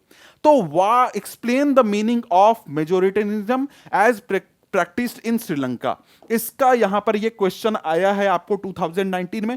यहां देखो एनसीईआरटी किताब में ही यहां पर इसका आंसर दिया हुआ है, इससे आप यहां पर आंसर कर सकते हो। यहां देखो यहीं पर ये आंसर दिया हुआ है। ठीक है, क्या होता है, a belief that the majority community should be able to rule a country in which ever way it wants by disregarding the wishes and needs of the minority. यही आंसर है इसका। इसी को थोड़ा सा इज नोन एज या फिर इस तरीके से लिख दोगे तो आपका पूरा सेंटेंस हो जाएगा, आपको मार्क्स मिल जाएगा। ठीक है, अब यहां पर देखिए क्या कहता है क्वेश्चन, ये 2023 का क्वेश्चन है। Why did the feeling of alienation increase among the Sri Lankan Tamils in 1956? Explain. तो भाई यहां पर ऐसा क्या हुआ था 1956 में? तो 1956 में एक एक्ट लाया गया था जिसमें क्या किया गया था, जिसमें जो सिन्हला लैंग्वेज है उसको as the only official language accept किया गया था श्रीलंका का, जिसकी वजह से जो तमिल्स थे उनके जो कल्चर थे, उनका लैंग्वेज था, उनका जो रिलीजन था, उसका डिसरिगार्ड हो रहा था। और हां, ये सिन्हला लैंग्वेज के साथ साथ आप रिलीजन वाला भी बात ऐड कर देना कि बुद्धिज्म को प्रैक्टिस किया जाएगा, ये भी कॉन्स्टिट्यूशन में ऐड किया गया था। ठीक है, तो इससे आप एक्सप्लेन करके आंसर बना सकते हो। इसके बाद यहां पर देखो ये क्वेश्चन आपका 2025 अभी तुरंत जो आपका एग्जाम हुआ है उसमें पूछा गया है। कहता कि the law enacted in 1956 and other constitutional provisions led to major conflict between the two communities in Sri Lanka, support the statement. अब सपोर्ट द स्टेटमेंट में क्या आप करोगे, पहले तो बताओगे कि 1956 में क्या हुआ था, क्या कानून आया था और उसकी वजह से जो श्रीलंकन तमिल्स थे उन पर क्या असर पड़ा। उसके बाद बताओगे कि श्रीलंकन तमिल्स ने कैसे अपना स्ट्रगल शुरू किया। उन्होंने पहले डिमांड किया इक्वालिटी के लिए, जब इक्वालिटी का डिमांड उनका पूरा नहीं हुआ तब उन्होंने अपने पॉलिटिकल पार्टीज बनाए, डिमांड रखना शुरू किया, इलेक्शन फाइट करना शुरू किया और उसके बाद 1980s आते आते तक वो एक अलग तमिल स्टेट की डिमांड करने लगे और उसके बाद जाकर के कॉन्फ्लिक्ट शुरू हो गया। तो इस पूरे प्रोसेस को तुम एक्सप्लेन करोगे तो तुमको 5 मार्क्स का आंसर बन जाएगा। ठीक है, अब यहां पर आगे देखो कहता है power sharing increases trust between different group, support the statement. ये जो आपका क्वेश्चन है ये आगे अभी हम लोग पढ़ेंगे तो वहां पर हमको पढ़ने को मिलेगा, ये और में करके पूछा था। ठीक है, तो यहां पर इसके बाद देखिए अगला क्वेश्चन क्या है। कहता है कि two statements are given below, they are assertion and reason. Assertion reason है। एसर्शन क्या बोलता है? There was civil war in Sri Lanka. Sri Lanka में सिविल वार हुआ था, जी हां हुआ था। कहता है कि एन एक्ट, अब इसका रीजन क्या है? An act was passed in 1956 to secure dominance of Sinhala community on the government. क्या यह सही है? जी हां बिल्कुल सही है भाई, यही हुआ था। तो यहां पर हमारा क्या होगा? Both assertion and reason are correct. ठीक है, ऑप्शन ए हमारा सही हो जाएगा। 1 मार्क्स में पूछा था। कब का क्वेश्चन है ये? 2025 का क्वेश्चन है। ठीक है, अभी तुरंत पूछा गया था। इसके बाद आगे बढ़ते हैं, तो आगे हम लोगों के बेल्जियम के गवर्नमेंट से रिलेटेड क्वेश्चन है। क्या क्वेश्चन यहां पर पूछ रहा है? पूछ रहा है कि Belgium took some measures to solve its problems, read the following measure and choose the correct option. क्या करेक्ट ऑप्शन है? Formation of community government. क्या कम्युनिटी गवर्नमेंट बनाई गई थी बेल्जियम में? जी हां बनाई गई थी, यह सही है। फॉलोइंग मेजोरिटेरियन पॉलिसी, यह क्या हुआ था? बेल्जियम में हुआ था, जी नहीं श्रीलंका में हुआ था, यह गलत है। इसके बाद by providing equal representation of language group, क्या यह हुआ था? जी हां बिल्कुल हुआ था। By providing additional power to local group, यह भी हुआ था। ठीक है, तो यहां पर अगर हम लोग देखें तो 134 किधर है? हां, बी ऑप्शन हमारा सही हो गया। ये 1 मार्क्स में 2025 में पूछा था। इसके बाद यहां पर देखो 2024 का क्वेश्चन है, which of the following was the primary objective of Belgium to form the separate government in Brussels. भाई ब्रसेल में सेपरेट गवर्नमेंट क्यों बनाया गया था? ब्रसेल में सेपरेट गवर्नमेंट इसलिए बनाया गया था ताकि वहां पर क्या किया जा सके? प्रोमोटिंग कल्चरल इवेंट्स, जी नहीं। मैनेजिंग इंटरनेशनल रिलेशन, नहीं भाई, लोकल गवर्नमेंट है, एक शहर के लिए, राजधानी के लिए है, तो इंटरनेशनल रिलेशन भी नहीं होगा। Enforcing local laws, ensuring linguistic accommodation. Answer D यहां पर सही होना चाहिए। क्यों? क्योंकि यहां पर देखो, हमने देखा कि पूरे देश में लिंग्विस्टिक डिवाइड था, उसी प्रकार से ब्रसेल्स में भी लिंग्विस्टिक डिवाइड था। ठीक है, वहां पर भी इक्वल रिप्रेजेंटेशन लाया गया था, तो यहां पर ये आपका आंसर सही हो जाएगा। ठीक है, इसके बाद आगे क्या है क्वेश्चन? एसर्शन रीजन है, ये भी 2023 का एसर्शन रीजन है। There are two statements. ठीक है भाई, एसर्शन क्या है? Belgium amended their constitution 4 times, 4 बार कॉन्स्टिट्यूशन अमेंड किया गया था, जी हां किया गया था। रीजन क्या है? Amendments were to enable everyone to live together in the same country. जी हां भाई, ये बिल्कुल सही है, तो ये आपका दोनों सही है यहां पर। इसके बाद आगे बढ़े तो आगे यहां पर हमारा आ जाता है अगला topic, why power sharing is desirable. समझ गए? अब यहां पर हमने समझ लिया कि पावर शेयरिंग करने से क्या फायदा हो जाता है और पावर शेयरिंग करने से क्या नुकसान हो जाता है, मतलब पावर शेयरिंग नहीं करने से क्या नुकसान हो जाता है। अब यहां पर हम लोग समझेंगे क्या, why power sharing is desirable, power sharing क्यों करना चाहिए, उसके रीजंस यहां पर समझेंगे। कहता है कि 2 different sets of reason can be given in favour of power sharing. 2 प्रकार के रीजन दिए जा सकते हैं पावर शेयरिंग के लिए। सबसे पहला क्या है? First, power sharing is good because it helps to reduce the possibility of conflict between social groups। सबसे पहला पॉइंट क्या कहता है कि भाई पावर शेयरिंग अच्छा इसलिए है क्योंकि अगर हम लोग पावर शेयरिंग करते हैं तो अलग अलग जो सोशल ग्रुप्स एक ही कंट्री में रह रहे हैं उनके बीच में कंफ्लिक्ट होने के चांसेस कम हो जाते हैं। समझ गए? तो ये भाई एविडेंट है, हमने अभी तुरंत जो 2 कंट्रीज का एग्जांपल देखे, बेल्जियम में पावर शेयरिंग किया गया, किसी भी प्रकार का सिविल वार नहीं, किसी भी प्रकार का कोई झगड़ा नहीं। श्रीलंका में हमारा क्या किया गया? पावर शेयरिंग नहीं किया गया। वहां पर हमने क्या देखा? वहां पर गृह युद्ध हो गया, लाखों लोगों की जिंदगी बर्बाद हो गई। तो यह बात सही है भाई। कहता है कि since social conflict often lead to violence and political instability, power sharing is a good way to ensure the stability of political order. देश में शांति बनाए रखने के लिए, लोग एक साथ शांतिपूर्ण तरीके से रह सकें, उसके लिए पावर शेयरिंग बहुत ही जरूरी है। कहता है imposing the will of majority community over others may look like an attractive option in the short run, but in the long run it undermines the unity of the nation। कहता है कि देखो, तुरंत देखोगे तो लगेगा यार तो ये तो सही बात है कि जो मेजोरिटी जो कह रही है वो बात मान लेना चाहिए, लेकिन दूर सोचो, मतलब 10 साल 20 साल 30 साल 50 साल में क्या होगा, तो वहां पर हमको नुकसान दिखता है। जो देश का यूनिटी है वो खतरे में पड़ जाता है जब हम लोग मेजोरिटेरियन पॉलिसी अपनाते हैं। ठीक है, तो यहां पर ये पॉइंट, ये वाला जो लाइन है, यहां पर ये वाला लाइन, इससे भी कई बार आपको क्वेश्चन पूछ देता है कि how how majoritarian policy undermines the unity of nation. समझ गए, ये भी कई बार पूछ देता है, ठीक है। इसके बाद यहां पर देखिए आगे क्या कहता है, आगे यहां पर कहता है tyranny of the majority is not just oppressive for the minority, it often affects majority adversely as well।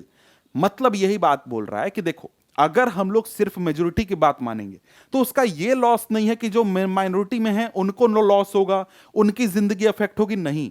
कई बार जब मेजोरिटी अपने मेजोरिटेरियन पॉलिसी को अपनाती है तो उसका नुकसान मेजोरिटी कम्युनिटी को भी उठाना पड़ता है। अब वो कैसे होता है वो सब चीजें आगे डिटेल में आप आगे के क्लासेस में पढ़ोगे तब समझोगे। इसके बाद यहां पर दूसरा रीजन बताता है। दूसरा रीजन क्या है? Deeper reason. मतलब क्या, एक तरीके से हम लोग कहें कि जो डेमोक्रेसी के प्रिंसिपल्स में जो बात छुपी हुई है उससे रिलेटेड रीजन है। कहता है कि power sharing is the very spirit of democracy. Democracy का मतलब क्या होता है भाई? डेमोक्रेसी का सिंपल मतलब है कि जो जनता है वो वोट देगी, वोट दे करके सरकार चुनेगी। अब जनता कोई भी हो सकती है, जनता किसी कास्ट की हो सकती है, किसी रिलीजन की हो सकती है, किसी लैंग्वेज की हो सकती है, वो मर्द या औरत कुछ भी हो सकती है, उससे फर्क नहीं पड़ता। मतलब क्या है? डेमोक्रेसी का मतलब ही होता है क्या? Equality, political equality. तो भाई डेमोक्रेसी का मतलब ही है पावर शेयरिंग, कि सभी लोग वोट देंगे, सभी लोगों का इक्वल वैल्यू होगा, सभी लोगों के बीच इक्वालिटी होगी। ये बेसिक प्रिंसिपल है डेमोक्रेसी का। इसलिए पावर शेयरिंग जो है वो डेमोक्रेसी का बेसिक प्रिंसिपल है, इसलिए हमको पावर शेयरिंग करना चाहिए। कहता है कि a democratic rule involves sharing power with those affected by its exercise and who have to live with its affect. कहता है कि डेमोक्रेटिक रूल का मतलब क्या हुआ? वैसे लोग जिनकी जिंदगी किसी डिसीजन से प्रभावित हो रही है, उनसे उस डिसीजन के बारे में पूछना या फिर उनको उस डिसीजन में शामिल करना। कहता है कि people have a right to be consulted on how they are to be governed. A legitimate government is one where citizens through participation acquire a stake in the system. यहां पर क्या बोल रहा है? यहां पर डेमोक्रेटिक गवर्नमेंट, लेजिटिमेट गवर्नमेंट तभी होती है जब वहां पर जनता जो है डिसीजन में पार्टिसिपेट करे। मतलब जो भी सरकार डिसीजन ले रही है उसमें अगर जनता का पार्टिसिपेशन है तब जाकर के हम बोलेंगे कि जो सरकार है वो लेजिटिमेट सरकार है। इसका मतलब क्या हुआ? इसका मतलब यहां पर यह हुआ, लेजिटिमेट गवर्नमेंट कहने का क्या मतलब है? इसका यहां पर मतलब है कि देखो, यहां जो हमारे देश में सरकार, ये वर्ड जो है इसको आगे के चैप्टर्स में भी आपको और अच्छे से समझना है। यहां पर इसका सीधा सिंपल मतलब यह है कि देखो, हमारे देश में जो सरकार चल रही है, सरकार डेमोक्रेटिक तरीके से चल रही है। हमारे देश की जनता ने उसको वोट दे करके वहां पर बैठाया है, ठीक है भाई। तो यहां पर बात क्या है कि जो ये सरकार बैठी हुई है वो जनता के मर्जी से काम कर रही है। मतलब जनता उसको चाहती है कि वहां पर बैठो, तभी वो बैठी हुई है। मतलब क्या? अगर जनता पसंद नहीं करेगी तो अगला बार चुनाव होगा तो जो लीडर है उसको जनता हटा देगी, नए आदमी को सरकार में ले जाकर के बैठा देगी। तो यहां पर यही चीज कहता है कि यहां पर जो डेमोक्रेटिक गवर्नमेंट है वो लेजिटिमेट गवर्नमेंट तभी है जब वो जनता के मर्जी से काम करे। और डेमोक्रेसी में जो लीडर होता है वो कैसे बैठता है? जनता की मर्जी से, ठीक है। तो यहां पर आगे ये इसी चीज को यहां पर एक और पॉइंट कहता है, people have a right to be consulted on how they are to be govern. जनता के ऊपर शासन किस प्रकार से होगा, यह जनता का हक है जानना कि हमारे लिए क्या किया जाएगा, क्या नहीं किया जाएगा, क्या डिसीजन लिया जाएगा, नहीं लिया जाएगा, यह जनता का हक है जानना। और इसी वजह से पावर शेयरिंग या डेमोक्रेसी जो है वो जरूरी होता है। कहता है कि let us call the first set of reason prudential and second moral. अब यहां पर पहले रीजन को हम लोग प्रूडेंशियल रीजन बोलते हैं। प्रूडेंशियल मतलब क्या? वैसा रीजन जिसको कि प्रूडेंशियल मतलब होता है सिंपली कि जिसके प्रॉफिट लॉस को हमने अच्छे से कैलकुलेट कर लिया है। तो भैया हमने क्या देखा पहले रीजन में? पहले रीजन में देखा कि भाई देखो, अगर पावर शेयरिंग करोगे देश में झगड़ा नहीं होगा, देश में गृह युद्ध नहीं होगा, हमारे देश का ग्रोथ अच्छे से होगा, समाज शांति से रहेगा। तो ये हमने प्रॉफिट लॉस अच्छे से सोचा, उसके बाद ये रीजन दिया, ठीक है। तो ये हमारा क्या हो गया? Prudential reason. और दूसरा मोरल रीजन है। ये कि भाई डेमोक्रेसी जो है उसका मतलब ही होता है पावर शेयरिंग, और हमारे देश में अगर डेमोक्रेसी है तो हमको पावर शेयरिंग करना ही चाहिए। तो ये क्या है, मोरल रीजन है, ठीक है। कहता है कि while prudential reason stress that power sharing will bring out better outcome, moral reason emphasise the very act of power sharing as valuable. तो यहां पर मोरल रीजन बोलता है कि जो पावर शेयरिंग है वो वैल्यूएबल है, और जो प्रूडेंशियल रीजन है वो एक तरीके से बताता है कि भाई पावर शेयरिंग अगर हम लोग करेंगे तो हमको बहुत ही फायदा होगा, ठीक है। अब यहां पर अगर हम लोग देखें तो एक छोटा सा आपको क्वेश्चन है या फिर एक तरीके से सिचुएशन आपको दिया है। बोलता है कि यहां पर क्या है कि एनिथ नाम का स्टूडेंट है, वो डच मीडियम स्कूल में पढ़ता है बेल्जियम के नॉर्दर्न रीजन में। अब वहां पर बहुत सारे फ्रेंच स्पीकिंग स्टूडेंट पढ़ते हैं। अब वहां पर फ्रेंच स्पीकिंग स्टूडेंट जो हैं वो चाहते हैं कि उनके स्कूल में उनको फ्रेंच लैंग्वेज में एजुकेशन दिया जाए, पढ़ाया जाए, ठीक है। ये एक सिचुएशन हो गया। इसी प्रकार से एक दूसरा स्टूडेंट है सेल्वी, वो श्रीलंका के नॉर्दर्न रीजन में पढ़ती है, ठीक है। अब यहां पर उस स्कूल में, जिस स्कूल में सेल्वी पढ़ती है, सभी बच्चे क्या हैं, तमिल स्पीकिंग है, और उनके स्कूल में जो पढ़ाया जाता है, एजुकेशन होता है, वो आपको जो वहां की सिंहला लैंग्वेज है उसमें होता है। और यहां के स्टूडेंट भी चाहते हैं क्या, कि भाई तमिल में एजुकेशन दिया जाए। तो आप जरा सा सोच के बताओ कि यहां पर एनएथ के स्कूल के बच्चे हैं वो अगर जाते हैं अपने सरकार के पास, और यहां पर सेल्वी के स्कूल के जो बच्चे हैं वो जाते हैं अपने सरकार के पास, तो किसकी बात मान ली जाएगी, या फिर किसके प्रॉब्लम का सॉल्यूशन अच्छे तरीके से होगा, ये जरा सोच के तुम बताओ। समझ गए? तो ये तुम आसानी से बता सकते हो अभी तक जो तुमने सिचुएशन देखा है या फिर जो भी कंडीशन देखा है। सबसे पहला यहां पर क्वेश्चन आ गया 2019 और 2024 में ये क्वेश्चन पूछा गया है, why is power sharing desirable. Power sharing desirable क्यों है भाई? तो यहां पर जो अभी तक हमने कहानी पढ़ी, दो रीजंस पढ़े, इनको आप अच्छे से एक्सप्लेन कर दोगे तो आपको 2 मार्क्स आसानी से मिल जाएंगे। एक प्रूडेंशियल रीजन, मोरल रीजन, दोनों को अच्छे से एक्सप्लेन कर दो, हो जाएगा, ठीक है। यहां पर आगे कहता है power sharing increases trust between different groups, support the statement. Power sharing different groups के बीच में ट्रस्ट जनरेट करता है या फिर ट्रस्ट इंक्रीज करता है। कैसे करता है भाई? पावर शेयरिंग में यहां पर एक्सप्लेन कर सकते हो कि भाई पावर शेयरिंग में सभी लोगों की बात सुनी जाती है, जो भी सरकार डिसीजन लेते हैं उसमें सभी लोगों को इन्वॉल्व किया जाता है, किसी के साथ किसी भी प्रकार का भेदभाव नहीं होता है, और उससे यहां पर जो कम्युनिटीज हैं, जो अलग अलग आपको ग्रुप्स हैं, वो एक दूसरे के प्रति ज्यादा रिस्पेक्टफुल होते हैं। इस प्रकार से आप क्वेश्चन को आंसर कर सकते हो, डील कर सकते हो। आगे यहां पर क्या है, क्वेश्चन 2023 का क्वेश्चन है, 1 मार्क्स का क्वेश्चन है। Consider the following statement on power sharing and choose the correct option. It deepens democracy. क्या पावर शेयरिंग डेमोक्रेसी को डीप करता है? जी हां। It helps to reduce conflict among social groups. जी हां, बिल्कुल सही बात है। It is a way to ensure political stability. जी हां। कहता है it brings socio economic struggle. क्या पावर शेयरिंग करने से सोशल इकोनॉमिक स्ट्रगल होता है, झगड़ा होता है? जी नहीं, बिल्कुल नहीं होता। 1 2 3 ऑप्शन नंबर ए हमारा सही हो गया, ठीक है। अब इसके बाद यहां पर आगे देखें तो यहां पर देखो खलील का डायलेमा।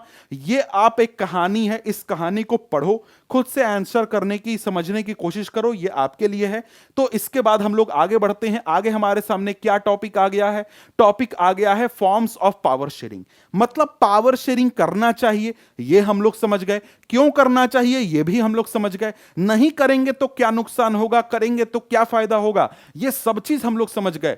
अब यहां पर हम लोगों को क्या समझना है, पावर शेयरिंग किया कैसे जाता है, क्या ऐसा ऑप्शन है, तरीका है जिससे कि हम लोग पावर शेयरिंग करते हैं। तो यहां पर आगे कहता है कि the idea of power sharing has emerged in opposition to the notion of undivided political power. For a long time, it was believed that all power of a government must reside in one person or a group of persons located at one place. अब यहां पर क्या है, यहां पर है कि पहले के जमाने में यह सोचा जाता था कि भाई जो पावर है, पॉलिटिकल पावर है, वो एक आदमी के पास या फिर एक जगह पर सेंट्रलाइज होना चाहिए। उससे जो डिसीजन है वो बहुत ही जल्दी, बहुत ही फास्ट, अच्छी तरीके से लिया जा सकता है। लेकिन इसी आइडिया के अपोजिशन में पावर शेयरिंग का आइडिया आया है। क्यों भाई? क्योंकि यहां पर जो पहले के विचार थे और आज के जो विचार हैं उनमें काफी डिफरेंस आ गया है। पहले क्या माना जाता था? यही चीज जो मैंने बताया, जो कि यहां पर लिखा हुआ है, it was felt that if the power to decide is dispersed it would not be possible to take quick decisions and to enforce them. मतलब पहले ये लोगों में विश्वास था या फिर पॉलिटिकल सिस्टम में ये विश्वास चलता था कि अगर पावर को हम लोग डिवाइड कर देते हैं, पावर बहुत जगह पर बांट देते हैं, तो डिसीजन जल्दी नहीं लिए जा पाएंगे और साथ ही साथ कोई डिसीजन को लागू करना, इन्फोर्स करने में बहुत ही समस्या होगी। यह चीज यहां पर पहले प्रॉब्लम देखा गया था। कहता है कि but this notion have changed with the emergence of democracy. जब से डेमोक्रेसी आया है, डेमोक्रेसी का कंसेप्ट आया है, तब से ये जो विचार हैं, इस प्रकार की जो बातें हैं, वो अब एक तरीके से खारिज हो चुकी हैं या फिर उनको अब स्वीकार नहीं किया जाता है।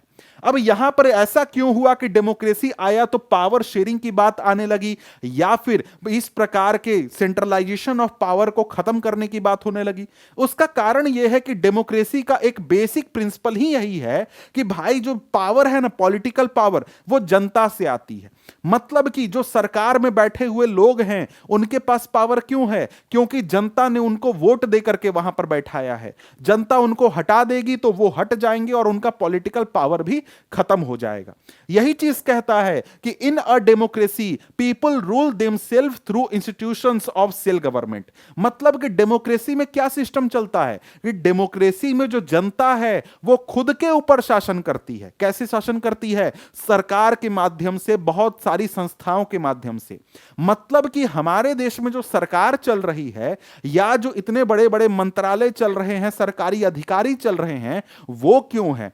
क्या वो हमारे राजा हैं? जी नहीं, वो हमारे लिए काम करते हैं। हमने उनको वहां पर बैठाया ताकि वो लोग हमारा काम कर सके। आपके पास, मेरे पास, आपके मोहल्ले के लोगों के पास फुर्सत नहीं है कि जा करके सारे मैटर को डील करें, सारे प्रॉब्लम्स को सॉल्व करें। इसलिए आपने क्या किया? कुछ लोगों को काम पर रख दिया कि भैया तुम जा करके क्या करो, नेता बन जाओ, जा करके हमारे देश का प्रॉब्लम देखो। तुम जा करके अधिकारी बन जाओ, तुम जा करके सरकारी कर्मचारी बन जाओ और जा करके हमारे लिए काम करो। मतलब कि डेमोक्रेसी में जनता खुद के ऊपर शासन करती है। जो लीडर होते हैं वो हमारे राजा नहीं होते हैं। समझ गए? कहता है कि in a good democratic government due respect is given to diverse groups and views that exist in a society. एक अच्छा अगर कहीं पर डेमोक्रेसी चल रहा है तो अच्छे डेमोक्रेसी में क्या होता है कि सोसाइटी में जो अलग अलग ग्रुप्स हैं और अलग अलग जो व्यूज हैं, अलग अलग समाज को देखने का नजरिया है, उनको जगह दी जाती है। क्या होगा? कहीं पर मान लीजिए कोई राजा है तो राजा को जो बात पसंद आएगी वो बात वो सुनना चाहेगा, जो बात पसंद नहीं आएगी वो बात वो सुनना नहीं चाहेगा। लेकिन डेमोक्रेसी में क्या होता है कि अलग अलग जो समूह हैं, अलग अलग पॉइंट ऑफ व्यू है, सभी एक दूसरे के साथ रहते हैं और एक दूसरे को इज्जत देते हैं या फिर एक दूसरे को एक्सेप्ट करते हैं। समझ गए? मतलब हर एक जनता के पास ही आजादी होती है कि वो अपना अगर कोई भी पॉइंट ऑफ व्यू है वो सामने रख सकता है। मतलब कि वो अकेले है, मैं अकेले हूं और मुझे सारी बात, ऐसी कोई बात है जो कि सभी लोगों को पसंद नहीं है, लेकिन फिर भी मैं वो बात बोल सकता हूं और जो लोग हैं वो मुझे सुनेंगे और उसको सुनने के बाद उसको सोचेंगे, समझेंगे। मतलब ऐसा नहीं होगा कि मैंने कोई बात बोला जो कि सरकार को पसंद नहीं है या फिर मेरे इलाके के लोगों को पसंद नहीं है और मुझे फांसी दे दिया जाएगा। यह चीज डेमोक्रेसी में नहीं होता है। समझ गए? अब आगे देखें तो यहां पर कहता है कि everyone has a voice in the shaping of public policies. हर एक व्यक्ति के पास यह आजादी होती है कि वो किसी भी मुद्दे पर, कोई भी मुद्दे पर सरकार अगर डिसीजन ले रही है, सरकार कुछ करना चाहती है या फिर कोई ऐसा चेंज है जो जनता चाहती है, उसके ऊपर बोल सकता है। जैसे मैं यहां पर हूं, मैं बोल सकता हूं कि जैसे मेरे इलाके का रोड खराब है। अब भाई मान लो कोई नहीं ध्यान दे रहा है, किसी को कोई मतलब नहीं है, मैं जाके वहां पर उस टॉपिक को उठा सकता हूं, जो भी अधिकारी उस टॉपिक से रिलेटेड है उनसे जाकर के बात कर सकता हूं, बोल सकता हूं कि सर मेरे इलाके का रोड है, उसको ठीक करवा दीजिए। मतलब हर एक व्यक्ति, अब ये तो एग्जांपल मैंने दिया, किसी भी मुद्दे पर कोई भी पॉइंट ऑफ व्यू जो लोग हैं वो सामने रख सकते हैं। कहता है कि therefore it follows that in a democracy political power should be distributed among as many citizens as possible. Democracy में यह इंश्योर करना चाहिए कि जो पॉलिटिकल पावर है वो ज्यादा से ज्यादा लोगों में बंटा हुआ हो, ज्यादा से ज्यादा लोग जो हैं वो सरकार के डिसीजन मेकिंग में शामिल हो। अब यहां पर हम लोग देखते हैं कि आज के समय में जो दुनिया में डेमोक्रेसीज चल रहे हैं वहां पर पावर शेयरिंग किस प्रकार से किया जाता है, क्या तरीके अपनाए जाते हैं कि ज्यादा से ज्यादा लोगों को गवर्नमेंट में या फिर डिसीजन मेकिंग में शामिल किया जा सके। ठीक है, अब यहां पर देखो पावर शेयरिंग का पहला तरीका होता है power sharing shared among different organs of government. अब यहां पर इसको हम लोग हॉरिजॉन्टल पावर डिस्ट्रीब्यूशन बोलते हैं। क्या बोलते हैं? Horizontal distribution of power. ठीक है, हॉरिजॉन्टल डिस्ट्रीब्यूशन ऑफ पावर। यह ध्यान रखना, इसका क्या मतलब हुआ? इसका मतलब हुआ कि जैसे तुम अपने देश में देखते हो, तुम्हारे देश में लेजिस्लेचर है, एग्जीक्यूटिव है और जुडिशरी है। इन तीनों को एक दूसरे के बराबर रखा गया है। मतलब यहां पर क्या हुआ कि लेजिस्लेचर मतलब क्या? हमारे देश की पार्लियामेंट। एग्जीक्यूटिव मतलब क्या? हमारे देश के जो प्रधानमंत्री हैं, राष्ट्रपति हैं, जो मिनिस्टर्स हैं, उनकी बात हो गई। इसके बाद जुडिशरी यानी कि जो कोर्ट्स हो गए, सुप्रीम कोर्ट, हाई कोर्ट, ये सब हो गए। ये तीनों जो हैं एक दूसरे के बराबर हैं और इन तीनों को एक तरीके से हम कह सकते हैं कि बराबर लेवल ऑफ पावर दिया गया है। ऐसा क्यों किया गया है? ऐसा इसलिए किया गया है ताकि जो ये अलग अलग ऑर्गन्स है गवर्नमेंट के, लेजिस्लेचर, एग्जीक्यूटिव और जुडिशरी, ये अलग अलग पावर एक्सरसाइज करें। मतलब क्या? जैसे देखो, लेजिस्लेचर का काम क्या है? जो हमारे देश की पार्लियामेंट है उसका काम क्या है? कानून को बनाना, नए लॉज को बनाना। ठीक है, अब यहां पर एग्जीक्यूटिव क्या काम करेगा? वो करेगा कि जो कानून पार्लियामेंट के द्वारा बनाया गया उसको एक प्रकार से लागू करना। ठीक है, कि भाई ठीक है, उसको लागू किया जाए देश में। उसके बाद जो जुडिशरी है वो ये चेक करेगी कि जो कानून पार्लियामेंट के द्वारा बनाया गया वो सही से लागू हुआ है या नहीं, वो सही से इन्फोर्स किया जा रहा है या नहीं, या फिर जो कानून बनाया गया वो सही है या नहीं है। ये चीज यहां पर जुडिशरी चेक करेगी। तो तीनों क्या करते हैं? तीनों एक दूसरे को चेक करते हैं। मतलब कि तुम ये अगर गलती करेगा तो लेजिस्लेचर और जुडिशरी इससे सवाल पूछेगी। अगर जुडिशरी कोई गलती करेगी तो इनके पास अधिकार है जुडिशरी से पूछने का। और यहां पर अगर लेजिस्लेचर कुछ करता है गलती तो यहां पर ये इनसे सवाल पूछ सकते हैं। यहां पर इन तीनों के बीच में पावर को बांट दिया गया है, तीनों को अलग अलग पावर दे दिया गया। और यह इसलिए किया गया है ताकि कोई भी एक ऑर्गन या फिर सरकार का एक हिस्सा इतना पावरफुल ना हो कि वो पूरे गवर्नमेंट को या फिर पूरे कंट्री को डोमिनेट करने लगे। यहां पर यही चीज कहता है, late us call this horizontal distribution of power because it allows different organs of government placed at the same level. इसमें क्या होगा? तीनों ऑर्गन्स जो हैं वो सेम लेवल पर होते हैं और ये अलग अलग पावर्स को एक्सरसाइज करते हैं। ऐसा क्यों किया जाता है? Such a separation ensures that none of the organs can exercise unlimited power. सरकार का कोई भी हिस्सा के पास अनलिमिटेड पावर ना आ जाए। कहता है कि each organ checks the others, this result in balance of power among various institutions. हर एक ऑर्गन दूसरे ऑर्गन को चेक करके रखता है कि यार वो वाला ऑर्गन कुछ गलती नहीं ना कर रहा है, वो गलती नहीं ना कर रहा है, गलती करेगा तो क्या होगा? तुरंत उससे सवाल पूछ दिया जाएगा। ठीक है, कहता है कि last year we studied that in a democracy even though minister and government official exercise power they are responsible to the parliament और state assemblies. Similarly, although judges are appointed by the executive, they can check the functioning of executive or laws made by the legislature. मतलब यहां पर क्या है कि देखो, यहां पर जो जजेस हैं वो क्या करेंगे? जो एग्जीक्यूटिव हैं यानी जो मिनिस्टर्स हैं, जो सरकार काम कर रही है उसके ऊपर नजर रखेंगे। फिर जो लॉज बनाए जा रहे हैं पार्लियामेंट के द्वारा उनके ऊपर नजर रखेगी कि कोई कानून सही बनाया गया, गलती बनाया गया, कानून सही से इन्फोर्स हो रहा है, नहीं हो रहा है, ये सब भी सवाल पूछेंगे। तो तीनों एक दूसरे को चेक करते, समझ गए? अब यहां पर कहता है this arrangement is called system of checks and balances. तो यहां पर इस सिस्टम को क्या बोला जाता है? System of checks and balances. तो देखो इस पॉइंट से मतलब ये जो पावर डिस्ट्रीब्यूशन है, इसमें एक पॉइंट ये याद रखना कि इस सिस्टम को हम लोग चेक्स एंड बैलेंसेस का सिस्टम बोलते हैं, और दूसरा यहां पर पॉइंट बोलना कि ये क्या है? हॉरिजॉन्टल डिस्ट्रीब्यूशन ऑफ पावर होता है। अब इस चीज को अच्छे से समझ गए हो तो यहां से इससे रिलेटेड क्वेश्चंस पूछे जाते हैं। क्या क्वेश्चन पूछे गए हैं? कहता है कि why is horizontal distribution of power sharing important? 2024 में 2 मार्क्स का क्वेश्चन पूछा गया है। क्यों इंपॉर्टेंट होता है भाई? यहां पर आपको सबसे पहली बात कि सेम लेवल पर यहां पर तीनों ऑर्गन्स होते हैं। कौन कौन से? लेजिस्लेचर, एग्जीक्यूटिव, जुडिशरी, ये सेम लेवल पर होते हैं। इनके पास डिफरेंट पावर्स होते हैं। डिफरेंट पावर्स के बाद ये जो हैं एक दूसरे को चेक करने का काम करते हैं कि किसी एक ऑर्गन के पास अनलिमिटेड पावर ना आ जाए। ये पॉइंट्स को यहां पर आप एक्सप्लेन करके लिख सकते हो। 2 मार्क्स का है, 2 पॉइंट्स भी लिख दोगे तो मार्क्स आपको मिल जाएंगे अच्छे से एक्सप्लेन करके, ठीक है। इसके बाद यहां पर क्वेश्चन है, ये भी 2024 का ही क्वेश्चन है। क्या पूछा गया है? What role do checks and balances play in a democratic country? भाई 4 ऑप्शन है, आसानी से आंसर कर सकते हो। To establish a direct form of government without representative, जी नहीं। To create a separation of power to prevent for authoritarianism, ये एक तरीके से हाँ सही है।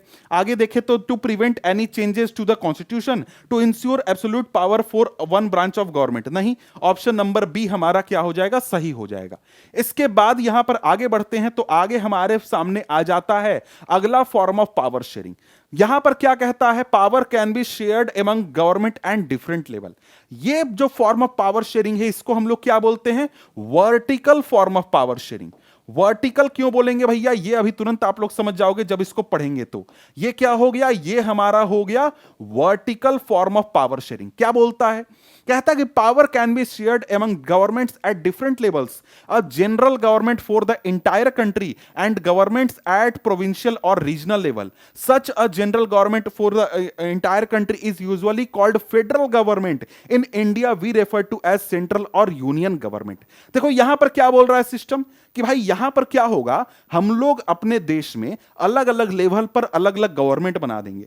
जैसे हमारे देश में क्या होता है? हमारे देश में एक सरकार होती है जिसको कि हम लोग सेंट्रल गवर्नमेंट बोलते हैं। यह सेंट्रल गवर्नमेंट जो होती है वो पूरे देश के लिए होती है, पूरे देश को देखती है। पूरे देश के जो इंटरनेशनल रिलेशन हो गया, डिफेंस हो गया, देश की इकोनॉमी हो गई, इस तरीके के जो प्रॉब्लम्स पूरे देश से रिलेटेड हैं उसको ये सेंट्रल गवर्नमेंट काम करेगी, मतलब उससे डील करेगी, ठीक है। इसके बाद यहां पर हमारे देश में क्या होते हैं? स्टेट गवर्नमेंट, ठीक है। स्टेट गवर्नमेंट या फिर इसको रीजनल गवर्नमेंट, प्रोविंशियल गवर्नमेंट भी बोल सकते हो। यहां पर स्टेट गवर्नमेंट क्या करेगी? एक जो रीजन है, एक कंट्री के एक खास रीजन जिसको कि हमारे देश में स्टेट बोला जाता है, स्टेट को ये गवर्नमेंट डील करेगी। ये अपने स्टेट के बाहर का काम नहीं देखेगी, अपने स्टेट के अंदर जो लोकल टॉपिक्स हैं जैसे कि पुलिस का मुद्दा हो गया, एजुकेशन हो गया, और भी चीजें हो गई, उनको यहां पर ये स्टेट गवर्नमेंट डील करेगी। इसके बाद यहां पर देखो हमारे देश में एक और गवर्नमेंट का कंसेप्ट है जिसको कि हम लोग लोकल गवर्नमेंट बोलते हैं। यानी कि विलेज में जो आपके पंचायत होते हैं, शहरों में जो म्युनिसिपल गवर्नमेंट होती है वो होते हैं। अब ये तीनों जो हैं हमारे कंट्री में हमारे ऊपर ही रूल करते हैं। तो यहां पर क्या है? इसको वर्टिकल पावर डिस्ट्रीब्यूशन क्यों बोला जा रहा है? क्योंकि ये हमारे देश में सबसे पावरफुल गवर्नमेंट कौन हो गई? सेंट्रल गवर्नमेंट, उसके बाद स्टेट गवर्नमेंट और फिर लोकल गवर्नमेंट। यहां पर देखो अगर मैं पूछूं तो मैं कितने सरकारों को टैक्स देता हूं या फिर कितनी सरकारें मुझ पर रूल करती हैं, तो भाई मेरे शहर में एक लोकल गवर्नमेंट है, समझ गए? तो लोकल गवर्नमेंट मुझसे टैक्स लेती है, मेरे लिए काम करती है। वो मेरे शहर के साफ सफाई वगैरह को देखती है, जो पानी पहुंचाने का काम होगा वो देखती है, इस तरीके के मुद्दे को देखती है, ठीक है। इसके बाद मैं जिस राज्य में रहता हूं उस राज्य में एक स्टेट गवर्नमेंट भी काम करती है। मेरे इलाके के पुलिस व्यवस्था हो गया, ट्रेड एंड कॉमर्स हो गया, इस प्रकार की चीजों को ये स्टेट गवर्नमेंट डील करेगी। और यहां पर हमारा जो देश है इंडिया देश, इसमें एक सेंट्रल गवर्नमेंट है, पूरे देश को डील करेगी। सेंट्रल गवर्नमेंट भी मुझसे डील करती है, मुझसे टैक्स लेती है, मेरे लिए काम करती है, ठीक है। तो यहां पर यह हो गया हमारा वर्टिकल डिस्ट्रीब्यूशन ऑफ पावर, ठीक है। अब यहां पर अगर हम लोग देखें तो यहां तक सेंट्रल गवर्नमेंट तक बात हो गई थी। कहता कि the government at the provincial और regional level are called by different name in different countries. हमारे देश में उसको स्टेट गवर्नमेंट बोलते हैं, कहीं दूसरे देश में और कुछ बोलते होंगे। कहता कि in India we call them state governments, हम इंडिया में उसको क्या बोलते हैं, स्टेट गवर्नमेंट बोलते हैं। अब यहां पर दूसरे देशों में क्या बोलते हैं वो हमको यहां पर देखना नहीं है। कहता कि this system is not followed in all countries, there are many countries where there are no provincial और state governments, but in those countries like ours where there are different level of government the constitution clearly lays down the powers of different level of government. कहता है कि देखो ये जो concept है कि एक ही देश में अलग अलग लेवल पर गवर्नमेंट होगी, ये दुनिया के हर देश में फॉलो नहीं होता है। बहुत सारे देश हैं जहां पर पूरे देश में सिर्फ एक सरकार है और वो पूरे देश को हैंडल करती है। लोकल लेवल पर गवर्नमेंट है लेकिन उनके पास कॉन्स्टिट्यूशन में लिखा हुआ पावर नहीं है कि भाई कॉन्स्टिट्यूशन में उनके पावर्स लिखे हुए नहीं। जिस देश में कॉन्स्टिट्यूशन में साफ साफ लिखा हुआ है कि भाई स्टेट गवर्नमेंट के पास क्या पावर होगी, लोकल गवर्नमेंट के पास क्या पावर होगी, उसी देश में हम मानते हैं कि वर्टिकल डिस्ट्रीब्यूशन ऑफ पावर होता है। और यही सिस्टम को हम लोग फेडरलिज्म बोलते हैं, जिसको कि आप लोग अगले चैप्टर में पढ़ने वाले हो। ठीक है, आगे कहता है this is what they did in Belgium but was refused in Sri Lanka. भाई बेल्जियम में यही किया गया था, क्या फेडरलिज्म लाया गया था, वर्टिकल डिस्ट्रीब्यूशन ऑफ पावर लाया गया था। वहां पर के कॉन्स्टिट्यूशन में लिखा हुआ था कि ब्रसेल्स में एक लोकल गवर्नमेंट होगी, उसी प्रकार से आपको वेलोनिया या फिर फ्लेमिश रीजन में स्टेट गवर्नमेंट होगी। वो बातें कॉन्स्टिट्यूशन में लिखी हुई थी कि भाई फ्लेमिश रीजन की जो गवर्नमेंट है उसके पास क्या पावर होगा, कैसे वो टैक्स लेगी, सभी बातें डिटेल में कॉन्स्टिट्यूशन में लिखी हुई होती हैं। इसी प्रकार से हमारे देश में भी जो ये सिस्टम है सेंट्रल गवर्नमेंट का, स्टेट गवर्नमेंट का, लोकल गवर्नमेंट का, ये हमारे देश की कॉन्स्टिट्यूशन में लिखा हुआ है। इसीलिए हम बोलते हैं कि हमारे देश में वर्टिकल डिस्ट्रीब्यूशन ऑफ पावर है या फिर फेडरलिज्म है। समझ गए? अगर कॉन्स्टिट्यूशन में क्लियरली डिफाइंड नहीं होगा तब हम इस बात को एक्सेप्ट नहीं करेंगे। ठीक है, अब यहां पर कहता है कि this is called federal division of power. Federal division of power यानी कि आपको फेडरलिज्म हमको कहां पढ़ना है, अगले चैप्टर में अच्छे से पढ़ना है। कहता है कि the same principle can be extended to levels of government lower than the state government such as the municipality और the panchayat. Let us call division of power involving higher and local level of government vertical division of power. Vertical division of power बोलते हैं, ये तो मैंने आपको पहले ही बता दिया। We shall study these at some length in the next chapter. अगले चैप्टर में इन चीजों को, इन टॉपिक्स को हम लोग अच्छी तरीके से पढ़ने वाले हैं, यानी कि फेडरलिज्म को हम लोग अच्छी तरीके से पढ़ने वाले हैं। आगे यहां पर अगला फॉर्म ऑफ पावर डिवीजन है, ये क्या है भाई? Power may be also shared among different social groups. भाई यहां पर सोसाइटी के अलग अलग सोशल ग्रुप्स के बीच में भी पावर का डिवीजन हो सकता है। कैसे हो सकता है? कहता है कि such as religious and linguistic group, यही चीज है, पावर में भी ऑल्सो भी shared among different social group such as religious and linguistic group. अब इसका अच्छा एग्जांपल क्या है? बेल्जियम में जो कम्युनिटी गवर्नमेंट चल रही थी वो क्या था? एक एग्जांपल था किस चीज का? पावर शेयरिंग का। कैसे पावर शेयरिंग का? कि भाई कम्युनिटी या सोशल ग्रुप्स के बीच में पावर शेयरिंग, कि भाई अलग अलग कम्युनिटी को अलग अलग कम्युनिटी गवर्नमेंट दे दिया गया कि भाई आप अपना प्रॉब्लम सॉल्व करो, आप अपना करो, आप अपना करो, सब अपना अपना प्रॉब्लम सॉल्व करो। तो यहां पर क्या कर दिया गया? एक प्रकार का पावर शेयरिंग कर दिया गया। ठीक है, इसी प्रकार से अलग अलग कंट्रीज में अलग अलग सिस्टम के जरिए इस प्रकार का सोशल ग्रुप्स के बीच में पावर शेयरिंग किया जाता है। जैसे कहता है कि in some countries there are constitutional and legal arrangement where by socially weaker section and women are represented in the legislature and administration. भाई देखो यहां पर जैसे तुम इंडिया में समझ सकते हो, इंडिया में तुमने एक वर्ड सुना होगा रिजर्वेशन। भाई रिजर्वेशन क्या है? रिजर्वेशन एक प्रकार का पावर शेयरिंग है, जिसमें क्या किया जाता है कि जो सोसाइटी के वीकर सेक्शन है, जो कि खुद से इतने पावरफुल नहीं है कि वो खुद को रिप्रेजेंट कर सके या फिर आगे बढ़ सके, उनको क्या किया जाता है? उनको एक प्रकार से रिप्रेजेंटेशन का एक हिस्सा दे दिया जाता है।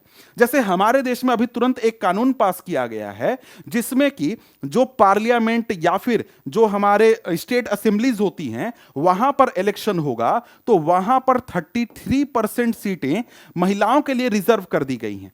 समझ गए? फीमेल्स के लिए रिजर्व कर दी गई हैं। ऐसा क्यों किया गया?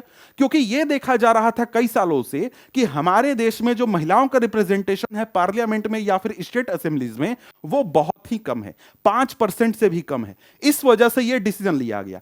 इसी प्रकार से तुम देखते हो कि हमारे कंट्री में एजुकेशन में, जॉब्स में या फिर जो इलेक्शंस होते हैं वहां पर आपको अलग अलग कम्युनिटीज को रिजर्वेशन दिए जाते हैं, जैसे शेड्यूल्ड कास्ट को, शेड्यूल्ड ट्राइब को, या फिर ओबीसीज को रिजर्वेशन दिया जाता है ताकि उनका रिप्रेजेंटेशन अच्छे से हो सके। यह भी क्या है, एक प्रकार का पावर शेयरिंग ही है, जिसमें कि कम्युनिटीज के बीच में हम लोग पावर को एक प्रकार से डिवाइड कर रहे हैं। ठीक है, यही चीज कहता है कि last year we studied the system of reserve constituencies in assemblies and the parliament of our country. भाई अपने क्लास 9th में इस चीज के बारे में पढ़ा था, रिजर्व कॉन्स्टिट्यूएंसीज के बारे में। कहता है कि this type of arrangement is meant to give space in the government and administration to diverse social groups. ठीक है, आगे कहता है कि who otherwise would feel alienated from the government, अगर उनको हिस्सेदारी नहीं मिलेगा तो वो खुद से वहां पर नहीं आ पाएंगे, और एक तरीके से उनको ये फील होगा कि सरकार उन पर ध्यान नहीं दे रही है या फिर सरकार उनको आगे बढ़ाने में इच्छुक नहीं है। ठीक है, कहता है कि this method is used to give minority community a fair share in power. In unit 2 we shall look at various ways of accommodating social diversities. आगे के चैप्टर नंबर 3 में हमको इस चीज के बारे में कि अलग अलग कम्युनिटीज को कैसे एक प्रकार से डील करना है या फिर साथ में कैसे हम उनको रख सकते हैं, यह चीज चैप्टर नंबर 3 में हम लोग वहां पर डील करेंगे। आगे यहां पर आगे बढ़े तो हम लोग का fourth way of power sharing आता है, चौथा तरीका आता है। कहता है कि power sharing arrangements can also be seen in the way political parties pressure group and movement control और इन्फ्लुएंस दोज इन पावर। अब देखो, अभी तक जो हमने सिस्टम पढ़ा, हॉरिजॉन्टल पावर डिस्ट्रीब्यूशन पढ़ा, वर्टिकल डिस्ट्रीब्यूशन ऑफ पावर पढ़ा, या फिर जो हमने सोशल ग्रुप्स के बीच में पावर डिस्ट्रीब्यूशन पढ़ा, यहां पर बातें जो भी हो रही थी वो नियम कानून में लिखी हुई थी, कॉन्स्टिट्यूशन में लिखा हुआ था, सरकार ने कानून बना दिया तब हो रहा था। लेकिन यहां पर जो हम लोग बात कर रहे हैं ना, ये डायरेक्टली आपको लिखा हुआ कहीं डायरेक्टली ऐसे मिलेगा नहीं, लेकिन ये एक फॉर्म ऑफ पावर शेयरिंग ही है। कैसे है समझते हैं। कहता है कि in a democracy the citizens must have a freedom to choose among various contenders for power। भाई डेमोक्रेसी में क्या होता है, इलेक्शंस होते हैं और जो सिटीजन्स होते हैं वो फ्री होते हैं, भाई जिसको चुनना चाहो उसको चुन लो, जिसको जिताना चाहो उसको जिता दो। कहता है कि in contemporary democracies this takes the form of competition among different parties. भाई आज के समय में क्या होता है, जहां पर भी डेमोक्रेसीज चल रही हैं वहां पर कई सारे पॉलिटिकल पार्टीज आपको दिखते हैं। इंडिया में भी कई सारे पॉलिटिकल पार्टीज हैं जो कि इलेक्शन में पार्टिसिपेट करते हैं, इलेक्शन में हिस्सा लेते हैं। ठीक है, कहता है कि such competition ensures that power does not remain in one hand. इस प्रकार के कंपटीशन से क्या होता है, यह इंश्योर होता है कि पावर एक हाथ में न रहे, और इससे एक प्रकार से हमको बहुत फायदा होता है। यह भी एक फॉर्म ऑफ पावर शेयरिंग है। कैसे? कहता कि in the long run power is shared among different political parties that represent different ideologies and social groups. कहता कि देखो, आप जब पिछले 10-20 साल का हिस्ट्री देखोगे तो आप देखोगे कि कोई एक पॉलिटिकल पार्टी हमेशा पावर में नहीं रहती है। अलग अलग पॉलिटिकल पार्टीज चुनाव जीत करके आते हैं, जिनके आइडियोलॉजीज अलग होते हैं, उनको अलग अलग सोशल ग्रुप सपोर्ट कर रहे होते हैं। तो इस प्रकार से देख सकते हो कि बारी बारी से अलग अलग आइडियोलॉजीज के बीच में पावर आ रहा है। कभी एक आइडियोलॉजी को पावर मिल गया, कभी दूसरे पॉलिटिकल पार्टी को पावर मिल गया, कभी तीसरे को मिल गया। उससे क्या होता है, इनके बीच में one form of power sharing हो गया। इसके साथ साथ यह भी पावर शेयरिंग होता है कि यहां पर क्या होगा कि एक पार्टी चुनाव जीत गई, एक पार्टी ने चुनाव जीत गया, वो क्या हो गया, उसने गवर्नमेंट बना दिया। ठीक है, बाकी की जो पार्टियां हैं वो क्या बनाती हैं, वो अपोजिशन पार्टी बनाती है। ठीक है, अब इससे क्या होता है कि जो गवर्नमेंट है वो अपनी मर्जी से सारे डिसीजन नहीं ले सकती है। अगर गवर्नमेंट कुछ गलत डिसीजन लेती है या कोई ऐसा डिसीजन लेती है जो कि एक प्रकार से तानाशाही जैसा हो, तो अपोजिशन पार्टी उसका विरोध करेगी, उस मुद्दे को सामने उठाएगी, जनता के सामने लाएगी। और यहां पर यह भी one form of power sharing है कि गवर्नमेंट अपनी मर्जी से सब चीज नहीं कर सकती है क्योंकि उसके सामने एक अपोजिशन है। यह क्या है, यह भी कुछ पावर होल्ड करती है, सरकार को कंट्रोल करके रखती है कि भाई सरकार कुछ गलती ना करे, इधर उधर का काम ना करे। ठीक है, कहता है कि sometimes this kind of power sharing can be direct when two और more parties form an alliance to consent election. भाई यहां पर पॉलिटिकल पार्टीज के बीच में one form of power sharing हमने क्या देखा कि बारी बारी से अलग अलग पार्टियां चुनाव जीत करके आती हैं। ठीक है, एक बार एक पार्टी जीती, अगली बार दूसरी पार्टी जीती, अगली बार तीसरी पार्टी जीती, तो तीनों के बीच में, चारों के बीच में हमारा क्या हो गया, one form of power sharing हो गया। ठीक है, ये एक पावर शेयरिंग हो गया। कई बार क्या होता है कि कई सारी पार्टियां होती हैं, पार्टी 1 और प्लस में पार्टी 2। यहां पर क्या होगा, यहां पर 2 पार्टी, 4 पार्टी, 6 पार्टी मिल करके चुनाव लड़ती हैं और ये सब मिल करके क्या बनाती हैं, अलायंस बनाती हैं। तो यहां पर क्या हो गया, अलायंस क्या हो गया, एक प्रकार का पावर शेयरिंग हुआ कि एक सरकार बनाया, 2 पार्टियों ने मिलकर के सरकार बनाया, इसका मतलब दोनों के बीच में क्या हो रहा है, पावर शेयरिंग हो रहा है। और दोनों की आइडियोलॉजी अलग अलग है, दोनों के सपोर्ट बेस अलग अलग हैं, अलग अलग कम्युनिटी इनको सपोर्ट करते हैं, तो इनके बीच में भी क्या हो गया, one form of power sharing हो गया। ठीक है, तो पावर शेयरिंग आपको कई तरीके से पॉलिटिकल पार्टीज के बीच में हो सकता है। 3 तरीके हमने यहां पर अभी तक समझ लिए। ठीक है, आगे यहां पर कहता है कि in a democracy we find interest group such as those of trader, businessman, industrialist, farmer and industrial worker. Democracies में हमको इंटरेस्ट ग्रुप भी देखने को मिलते हैं। आपने देखा होगा मजदूर संगठन होते हैं, किसान संगठन होते हैं, व्यापारी संगठन होते हैं, दुकानदार संगठन होते हैं, यहां तक कि जो आपको बिजनेसमैन है उनके भी संगठन होते हैं। तो ये सब क्या है, एक प्रकार से इंटरेस्ट ग्रुप है। यानी ये जो ग्रुप बनाए गए हैं, ये संगठन बनाए गए हैं, ये सब अपने मुद्दे उठाते हैं। यानी अगर हम लोग बात करें तो जो किसान यूनियन होंगे वो क्या करेंगे, किसानों के मुद्दे उठाएंगे। जो आपके ट्रेड यूनियन होंगे वो क्या करेंगे, आपके जो व्यापारी हैं उनके मुद्दे उठाएंगे। जो आपके फैक्ट्री ओनर्स के यूनियन होंगे वो क्या करेंगे, फैक्ट्री ओनर्स के मुद्दे उठाएंगे। तो यहां पर क्या होता है, सभी अपनी अपनी बातों के लिए सरकार के ऊपर प्रेशर डालते हैं और ये भी एक प्रकार से पावर होल्ड करते हैं। इनके पास भी पावर होता है कि ये सरकार को प्रेशराइज कर सकते हैं, सरकार के सामने मुद्दे उठा सकते हैं और साथ ही साथ बहुत चीजें कर सकते हैं। तो यहां पर यह भी एक फॉर्म ऑफ पावर शेयरिंग है, इनके पास भी पावर होता है। ये डायरेक्टली सरकार में नहीं बैठते हैं लेकिन सरकार के ऊपर दबाव डाल करके अपनी बात मनवा सकते हैं। समझ गए, तो यह भी एक क्या है, one form of power sharing है। इनके पास भी कुछ पावर होता है और सरकार को मजबूरी में इनकी बातें माननी पड़ती हैं। समझ गए, कहता है कि they also will have a share in governmental power either through participation in governmental committees और bringing influence on the decision making process. ये डायरेक्टली कई बार सरकार की कमेटी में बैठते हैं जहां पर सरकार डिसीजन लेती है, या फिर सरकार के ऊपर प्रेशर बनाकर अपनी बात मनवाते हैं। इनके बारे में हम लोग यूनिट 3 में पढ़ेंगे और इसके साथ ही आगे जब हम लोग यहां पर बात करेंगे पॉलिटिकल पार्टीज वगैरह के बारे में, वहां हम लोग समझेंगे। ठीक है, अब यहां पर अगर हम लोग बात करें तो आगे हमारे सामने क्या है, कुछ नहीं है भाई, क्योंकि हमारा चैप्टर जो है वो समाप्त हो चुका है। यहां पर चैप्टर के एक्सरसाइजेज हैं, तो चैप्टर के एक्सरसाइज देखिए आप खुद से कर लीजिएगा, करिएगा तो आपके लिए ज्यादा बेहतर रहेगा। जो भी क्वेश्चन आने के चांसेस हैं वो आप डील कर लोगे। ठीक है, यहां पर अगर हम लोग देखें तो हमारा जो चैप्टर है वो समाप्त होता है। मिलते हैं हम आपसे अगले वीडियो में अगले चैप्टर के साथ, तब तक के लिए गुड बाय।